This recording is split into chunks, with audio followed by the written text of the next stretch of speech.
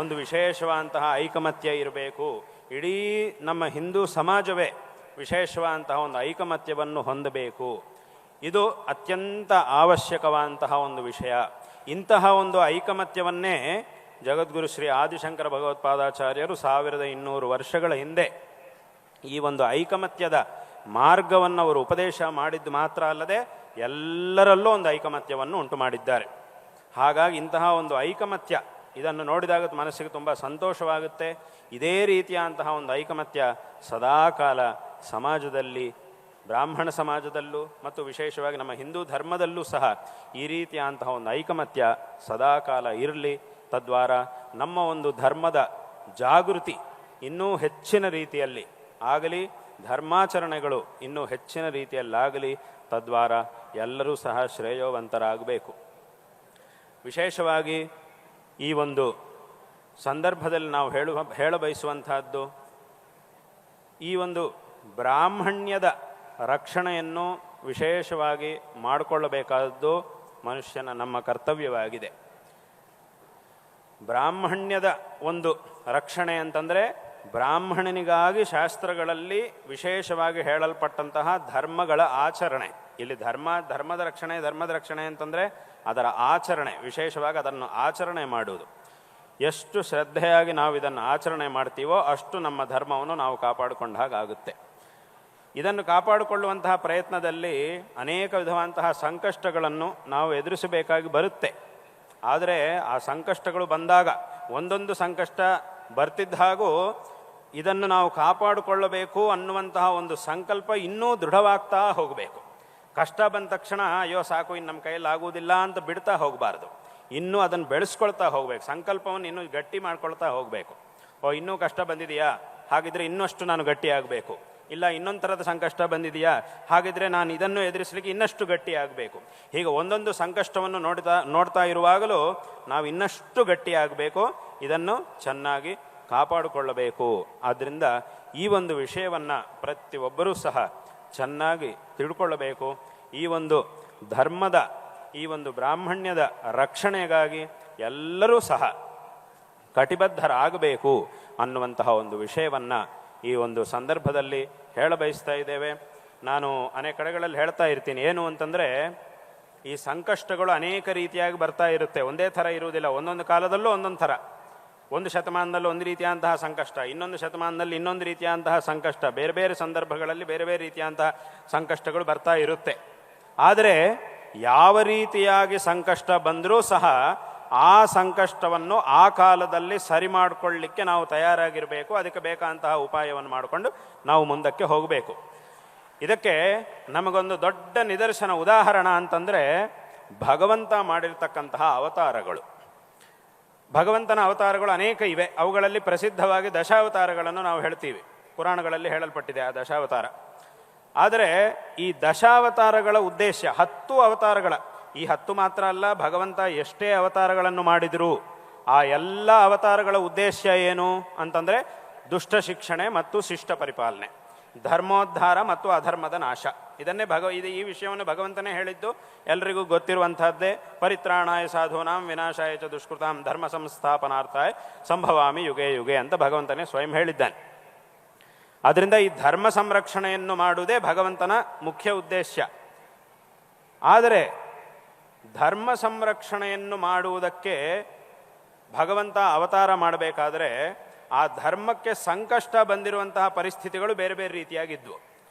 ಹಾಗಾಗಿ ಭಗವಂತ ಏನು ಮಾಡಿದ ಅಂತಂದರೆ ಒಂದೊಂದು ಸಂದರ್ಭದಲ್ಲೂ ಆ ಸಂದರ್ಭಕ್ಕೆ ಧರ್ಮದ ಉದ್ಧಾರವನ್ನು ಯಾವ ರೀತಿಯಾಗಿ ಮಾಡಬೇಕೋ ಆ ರೀತಿಯಾಗಿ ತನ್ನನ್ನು ತಾನು ಸೃಷ್ಟಿ ಮಾಡಿಕೊಂಡು, ಅಂದರೆ ಒಂದು ಅವತಾರವನ್ನು, ಒಂದು ಶರೀರವನ್ನು ಧಾರಣೆ ಮಾಡಿ ನಮ್ಮ ಮುಂದಕ್ಕೆ ಭಗವಂತ ಬಂದಿದ್ದಾನೆ. ಅಂದರೆ ಏನು, ಒಂದು ಸಲ ಧರ್ಮೋದ್ಧಾರ ಮಾಡಲಿಕ್ಕೆ ರಾಮನಾಗಿ ಅವತಾರ ಮಾಡಬೇಕಾಯ್ತು, ಇನ್ನೊಂದು ಸಲ ಧರ್ಮೋದ್ಧಾರ ಮಾಡಬೇಕಾದ್ರೆ ಕೃಷ್ಣನಾಗಿ ಬರಬೇಕಾಯಿತು, ಇನ್ನೊಂದು ಸಲ ಧರ್ಮೋದ್ಧಾರ ಮಾಡಲಿಕ್ಕೆ ನರಸಿಂಹಸ್ವಾಮಿಯ ರೂಪದಲ್ಲೂ ಬರಬೇಕಾಯಿತು. ಅಂತಹ ಒಂದು ರೂಪ. ಈ ಅವತಾರಗಳಲ್ಲೂ ಒಂದೊಂದು ಅವತಾರದ ಸ್ವಭಾವವು, ಸ್ವರೂಪವು ಬೇರೆ ಬೇರೆ ರೀತಿಯಾಗಿರುತ್ತೆ ನಾವು ನೋಡಿದರೆ. ಹಾಗಾಗಿ ಒಂದ್ಸಲ ನರಸಿಂಹನಾಗಿಯೇ ಬರಬೇಕಿತ್ತು, ಹಾಗಾಗಿ ನರಸಿಂಹ ಸ್ವರೂಪನಾಗಿ ಭಗವಂತ ಬಂದಿದ್ದಾನೆ. ಒಂದ್ಸಲಿ ಪರಶುರಾಮನಾಗಿ ಬರಬೇಕಿತ್ತು, ಹಾಗಾಗಿ ಪರಶುರಾಮನ ರೂಪದಲ್ಲಿ ಬಂದಿದ್ದಾನೆ. ಒಂದು ಸಲ ಶಂಕರ ಭಗವತ್ಪಾದಾಚಾರ್ಯರ ರೂಪದಲ್ಲಿ ಬರಬೇಕಿತ್ತು, ಹಾಗಾಗಿ ಶಂಕರ ಭಗವತ್ಪಾದಾಚಾರ್ಯರ ರೂಪದಲ್ಲಿ ಈ ಕಲಿಯುಗದಲ್ಲಿ ಭಗವಂತ ಅವತಾರ ಮಾಡಿದ್ದಾನೆ. ಇದನ್ನೆಲ್ಲ ನಾವು ನೋಡಿ ಏನು ತಿಳ್ಕೊಳ್ಳಬೇಕಾಗಿದೆ ಅಂತಂದರೆ ಆ ಧರ್ಮೋದ್ಧಾರವನ್ನು ಮಾಡುವುದು ನಮಗೆ ಮುಖ್ಯ. ಅದನ್ನು ಮಾಡಬೇಕಾದ್ರೆ ಯಾವ ಸಂದರ್ಭದಲ್ಲಿ ನಾವು ಅದೇ ನಮಗೆ ಮುಖ್ಯವಾದಂತಹ ಉದ್ದೇಶ. ನಮ್ಮ ಧರ್ಮವನ್ನು, ನಮ್ಮ ಬ್ರಾಹ್ಮಣ್ಯವನ್ನು ಸಂರಕ್ಷಣೆ ಮಾಡಿಕೊಳ್ಳಬೇಕಾದ್ದು ನಮ್ಮ ಆದ್ಯ ಕರ್ತವ್ಯ. ಅದಕ್ಕಾಗಿ ಆಯಾ ಸಂದರ್ಭಗಳಲ್ಲಿ ಬೇರೆ ಬೇರೆ ರೀತಿಯಾದಂತಹ ಮಾರ್ಗಗಳನ್ನು, ಸಮುಚಿತವಾದಂತಹ ಮಾರ್ಗಗಳನ್ನು ನಾವು ಅನುಸರಿಸಬೇಕಾಗಿ ಬರುತ್ತೆ. ಈ ಒಂದು ವಿಷಯವನ್ನು ಭಗವಂತನ ಅವತಾರಗಳಿಂದ ನಾವು ಕಲ್ತುಕೊಳ್ಳಬೇಕು. ಒಂದು ಸಲ ನರಸಿಂಹಸ್ವಾಮಿ ಆಗಬೇಕಾಯ್ತಾ, ನರಸಿಂಹನ ಸ್ವಭಾವವನ್ನು ನಾವು ಅನುಸರಣೆ ಮಾಡಬೇಕು. ಒಂದು ಸಲ ರಾಮನ ಸ್ವಭಾವವನ್ನು ಅನುಸರಣೆ ಮಾಡಬೇಕು. ಒಂದು ಸಲ ವಾಮನನ ಸ್ವಭಾವವನ್ನು ಅನುಸರಣೆ ಮಾಡಬೇಕು. ಒಂದು ಸಲ ಕೃಷ್ಣನ ಸ್ವಭಾವವನ್ನು ಅನುಸರಣೆ ಮಾಡಬೇಕು. ಈ ರೀತಿಯಾಗಿ ಎಲ್ಲ ರೀತಿಯಲ್ಲೂ ಪರಿಸ್ಥಿತಿ ಬರ್ತಾ ಇರುತ್ತೆ. ಆಗ ಯಾವ ಸಂದರ್ಭದಲ್ಲಿ ಯಾವ ರೀತಿಯಾದಂತಹ ಪರಿಸ್ಥಿತಿ ಇದೆಯೋ ಅದಕ್ಕೆ ತಕ್ಕಂತೆ ನಾವು ನಮ್ಮ ಪ್ರವೃತ್ತರಾಗಿ ಮುಖ್ಯವಾದಂತಹ ಉದ್ದೇಶವನ್ನಾಗಿ ಇದನ್ನಿಟ್ಟುಕೊಂಡು ನಮ್ಮ ಧರ್ಮ ಸಂರಕ್ಷಣೆಯನ್ನು ಮುಖ್ಯವಾದಂತಹ ಉದ್ದೇಶವನ್ನಾಗಿ ಹೊಂದಿ ನಮ್ಮ ಜೀವನವನ್ನು ಸಾರ್ಥಕ ಮಾಡಿಕೊಳ್ಳಬೇಕು ಅನ್ನುವಂತಹ ಒಂದು ವಿಷಯವನ್ನು ಎಲ್ಲರೂ ಸಹ ಗಮನಿಸಬೇಕಾಗಿದೆ.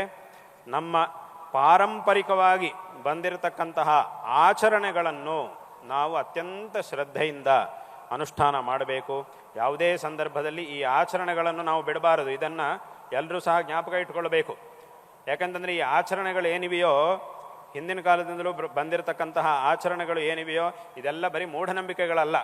ಇದರ ಹಿಂದೆ ಒಂದೊಂದು ಕಾರಣ ಅನ್ನೋದು ಇದ್ದೇ ಇರುತ್ತೆ. ಅಂದರೆ ಈಗಿನ ಕಾಲದಲ್ಲಿ ಏನಾಗ್ಬಿಟ್ಟಿದೆ ಅಂತಂದರೆ, ಪ್ರತಿಯೊಂದಕ್ಕೂ ಏನಾದರೂ ಒಂದು ಸೈಂಟಿಫಿಕ್ ರೀಸನ್, ಅಂದರೆ ಏನಾದರೂ ಒಂದು ಕಾರಣ ತೋರಿಸಿ ಅಂತ ಹೇಳ್ತಾರೆ. ಹಾಗೆ ಹೇಳ್ತಾ ಹೋದ್ರೆ ಪ್ರಪಂಚದಲ್ಲಿರುವ ಎಷ್ಟೋ ವಿಷಯಗಳಿಗೆ ಇನ್ನೂ ಹಾಗೆ ತೋರ್ಸೋಕ್ಕಾಗೋದಿಲ್ಲ. ಅಂದರೆ ಈಗ ಜನರು ಯಾವ ಥರ ತಿಳ್ಕೊಂಡಿದ್ದಾರೆ ಅಂತಂದರೆ, ಪ್ರತಿಯೊಂದಕ್ಕೂ ಏನಾದರೂ ಇಂತಹ ಒಂದು ಸೈಂಟಿಫಿಕ್ ಕಾರಣ ತೋರಿಸಿದರೆ ಮಾತ್ರ ಅದು ಸರಿ, ಅದು ಬಿಟ್ಟುಬಿಟ್ರೆ ಅದಿಲ್ಲ ಅಂತಂದರೆ ಎಲ್ಲವೂ ಮೂಢನಂಬಿಕೆ ಅನ್ನುವಂತಹ ವಿಷಯ ತೀರ್ಮಾನಕ್ಕೆ ಬಂದುಬಿಟ್ಟಿದ್ದಾರೆ. ಹಾಗೆ ಹೇಳುತ್ತಾ ಹೋದರೆ ಇಂತಹ ಮೂಢನಂಬಿಕೆಗಳು ನಮ್ಮಲ್ಲಿಗಿಂತಲೂ ಬೇರೆ ಕಡೆನೇ ಇನ್ನೂ ನಮಗೆ ಜಾಸ್ತಿ ಸಿಗುತ್ತೆ. ಆ ರೀತಿಯಂತಹ ಮೂಢನಂಬಿಕೆಗಳು ಬೇರೆ ಸುಮಾರು ಬೇಕಾದಷ್ಟಿವೆ.